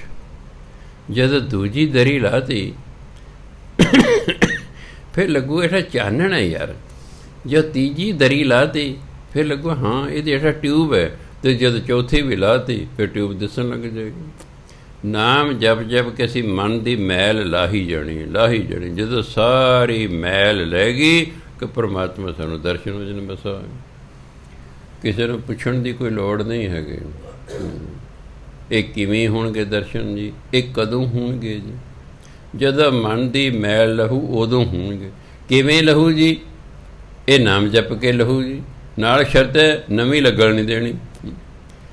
ਸਾਡੇ 'ਚ ਭੈੜ ਹੈ। ਅਸੀਂ ਨਾਮ ਜਪ ਕੇ ਮੈਲ ਤੇ ਲਾਹੁੰਦੇ ਹਾਂ, ਪਰ ਫਿਰ ਕੋਈ ਪੁੱਠਾ ਕੰਮ ਕਰਕੇ ਜਾਂ ਪੁੱਠਾ ਸੋਚ ਕੇ ਫਿਰ ਲਾ ਲੈਂਦੇ ਮੁੜ ਕੇ। ਫਿਰ ਨਾਮ ਜਪ ਕੇ ਮੈਲ ਲਾਹੁੰਦੇ ਹਾਂ, ਫਿਰ ਨਵੀਂ ਲਾ ਲੈਂਦੇ। ਇਸ ਲਈ ਸਾਡੀ ਲੈਂਦੀ ਹੋਈ ਨਹੀਂ ਹੈ। ਐਕਚੁਅਲੀ ਸਾਡੀ ਮੈਲ ਲੈਂਦੀ ਹੋਈ ਨਹੀਂ ਹੈ, ਕਿਉਂ? ਨਵੀਂ ਥੋੜ੍ਹੀ ਬਹੁਤੀ ਲੱਗਦੀ ਰਹਿੰਦੀ ਹੈ, ਪਹਿਲੇ ਲਾਉਂਦੇ ਰਹਿੰਦੇ। ਇਹ ਤਾਂ ਲੈਂਦੀ ਹੈ ਜੇ ਨਵੀਂ ਮੈਲ ਨਾ ਲੱਗੇ, ਅਤੇ ਫਿਰ ਪੁਰਾਣੀ ਤਾਂ ਹੌਲੀ ਹੌਲੀ ਲੈ ਹੀ ਜਾਣਾ। ਲੱਗੇ ਰਹੋ, ਲੱਗੇ ਰਹੋ। ਜਿਵੇਂ ਆਪਾਂ ਕਿਸੇ ਚੀਜ਼ ਨੂੰ ਜੰਗਾਲ ਲੱਗ ਗਿਆ, ਰੇਗ ਮਨ ਖੁਰਚਦੇ ਰਹੀਏ, ਖੁਰਚਦੇ ਰਹੀਏ, ਖੁਰਚਦੇ ਰਹੀਏ, ਇੱਕ ਦਿਨ ਸਾਰੇ ਜਿਹੜੇ ਹੈ ਉਹ ਜੰਗਾਲ ਲੈ ਜਾਏਗਾ, ਲੋਹਾ ਨਿਕਲ ਆਏਗਾ। ਮਨ ਨਿਰਮਲ ਵਸੈ ਸੱਚ ਸੋਇ। ਜਦੋਂ ਮਨ ਨਿਰਮਲ ਹੋ ਜਾਂਦਾ ਹੈ, ਫਿਰ ਪਰਮਾਤਮਾ ਨਿਰਮਲ ਮਨ ਦੇ ਵਿੱਚ ਵਸ ਜਾਂਦਾ ਹੈ। ਫਿਰ ਕੀ ਹੋਏਗਾ? ਸਾਚ ਵਸਿਆ ਸਾਚੀ ਸਭ ਕਾਰ। ਜਦੋਂ ਪਰਮਾਤਮਾ ਹਿਰਦੇ 'ਚ ਵਸ ਗਿਆ, ਕਾਰ ਬਣੇ ਕੰਮ, ਤਾਂ ਸਾਡਾ ਹਰ ਇੱਕ ਕੰਮ ਸੱਚ ਦੇ ਅਨੁਸਾਰ ਹੋ ਜਾਏਗਾ। ਸਾਡਾ ਕੰਮ ਗਲਤ ਹੋਏਗਾ ਹੀ ਕੋਈ ਨਹੀਂ, ਕਿਉਂਕਿ ਪਰਮਾਤਮਾ ਅੰਦਰ ਵਸ ਗਿਆ ਹੈ। ਅੰਦਰ ਪਰਮਾਤਮਾ ਵਸ ਗਿਆ ਹੈ। ਇਸ ਲਈ ਜੋ ਵੀ ਅਸੀਂ ਕੰਮ ਕਰਾਂਗੇ ਉਹ ਪਰਮਾਤਮਾ ਦੇ ਅਨੁਸਾਰ ਹੀ ਹੋਵੇਗਾ। ਸੱਚੀ ਸਭ ਕਾਰ, ਸਾਡਾ ਹਰ ਇੱਕ ਕੰਮ ਸੱਚ ਅਨੁਸਾਰ ਹੋ ਜਾਏਗਾ। ਊਤਮ ਕਰਨੀ ਸ਼ਬਦ ਵਿਚਾਰ, ਪਰਮਾਤਮਾ ਦਾ ਨਾਮ ਜਪਣਾ ਸਭ ਤੋਂ ਉੱਤਮ ਕਰਮ ਹੈ। ਜੇ ਕੋਈ ਤਰ੍ਹਾਂ ਪੁੱਛੇ ਜੀ ਸਭ ਤੋਂ ਉੱਤਮ ਕਰਮ ਕੀ ਹੈ? ਧਰਮ ਕਹਿੰਦਾ ਨਾਮ ਜਪਣਾ। ਨਾਮ ਜਪਣਾ ਜਿਹੜਾ ਸਭ ਤੋਂ ਉੱਤਮ ਕਰਮ ਹੈ। ਸਰਬ ਧਰਮ ਮੈਂ ਸ੍ਰੇਸ਼ਟ ਧਰਮ, ਹਰ ਕੋ ਨਾਮ ਜਪ ਨਿਰਮਲ ਕਰ।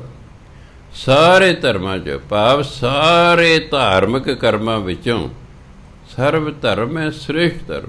ਸਾਰੇ ਧਾਰਮਿਕ ਕਰਮਾਂ ਦੇ ਵਿੱਚ ਉੱਤਮ ਕਰਮ ਕੀ ਹੈ? ਹਰ ਕੋ ਨਾਮ ਜਪ, ਹਰੀ ਦਾ ਨਾਮ ਜਪ ਨਿਰਮਲ ਕਰਨ। ਇਹੀ ਸਭ ਤੋਂ ਪਵਿੱਤਰ ਕੰਮ ਹੈ।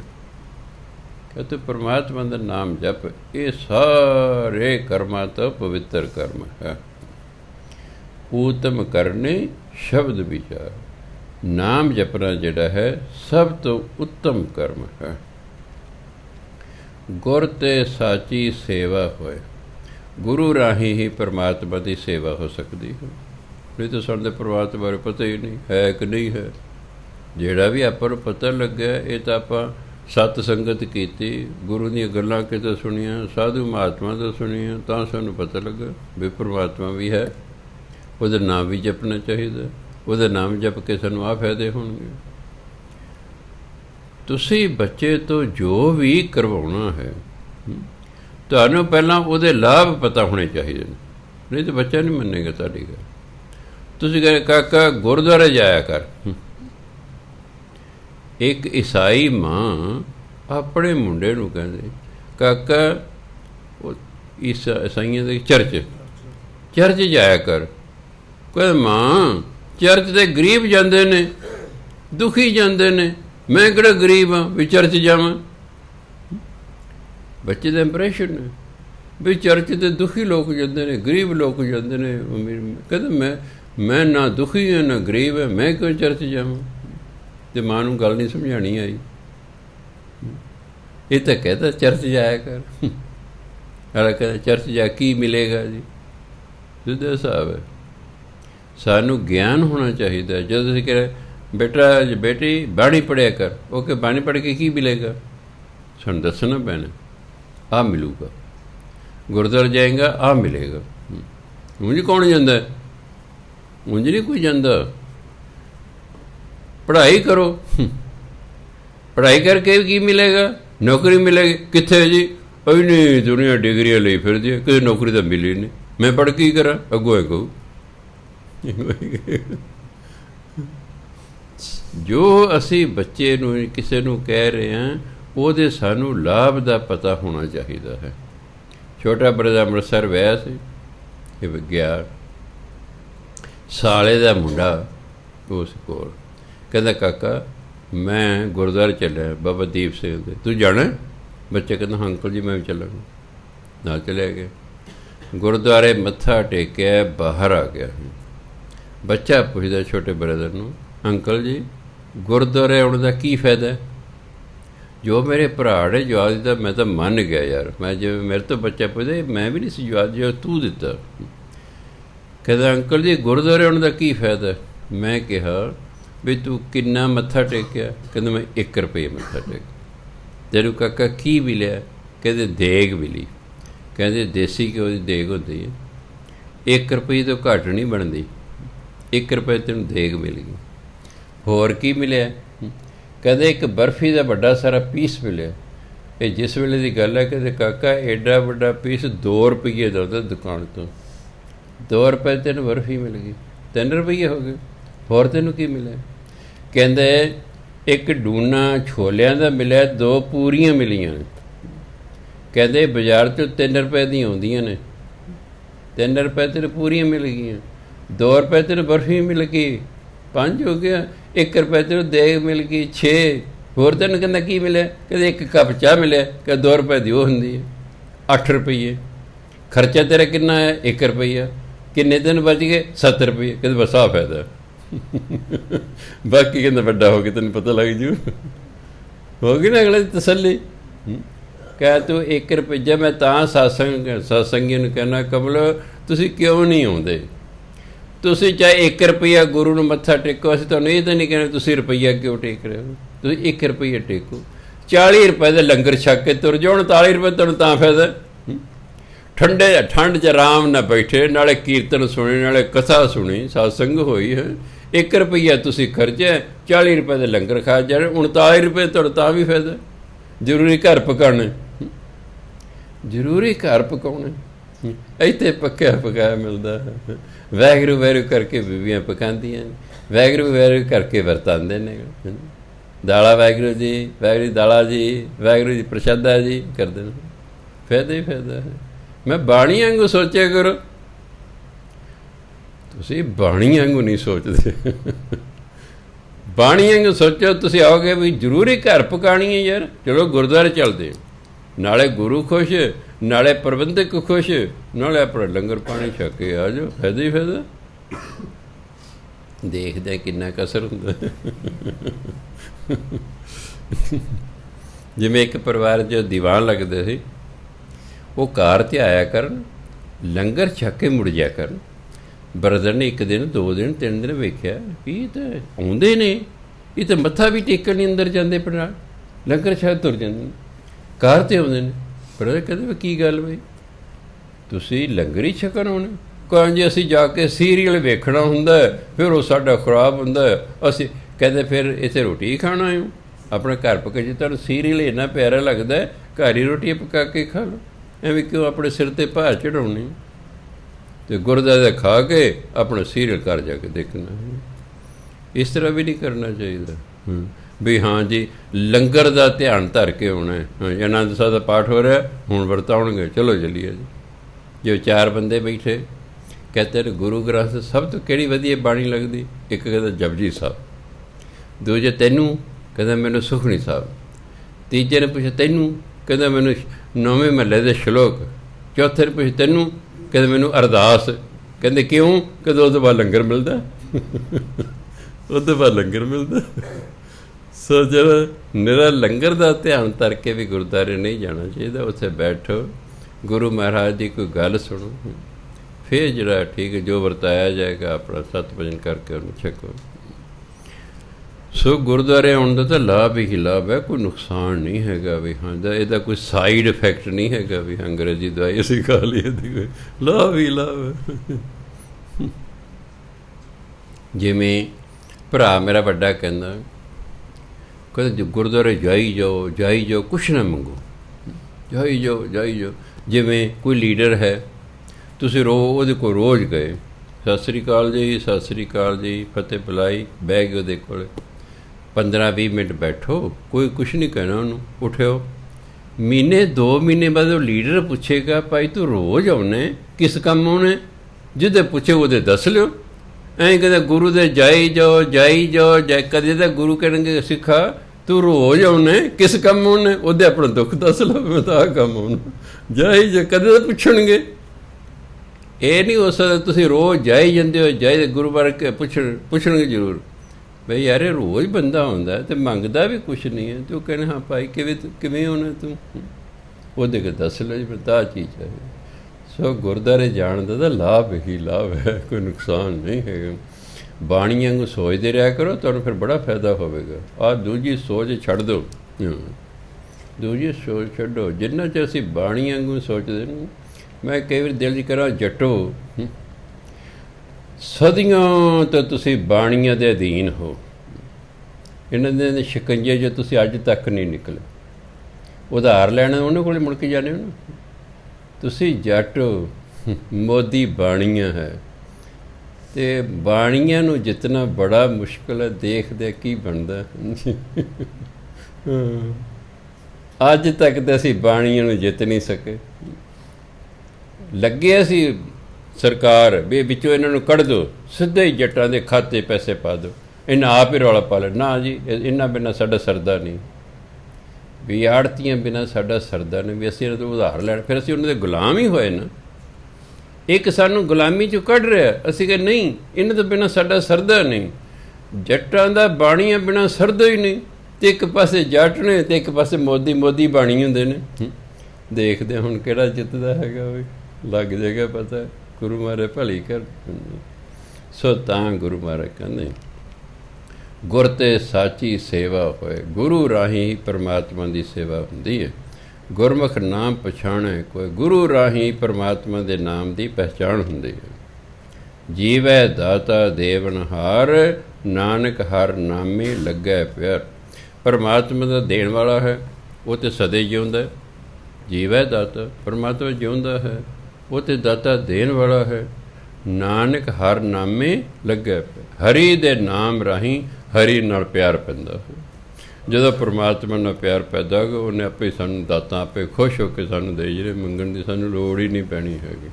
ਜਿਵੇਂ ਜਿਹੜਾ ਬੱਚਾ ਤੁਹਾਨੂੰ ਪਿਆਰ ਕਰਦਾ, ਤੁਸੀਂ ਬਿਨਾਂ ਮੰਗੇ ਵੀ ਉਹਨੂੰ ਸਭ, ਮੈਂ ਦੇਖਿਆ ਬਾਜ਼ਾਰ 'ਚ ਚੀਜ਼ਾਂ ਲਿਆ ਕੇ ਦਿੰਦੇ ਰਹਿੰਦੇ ਹੋ।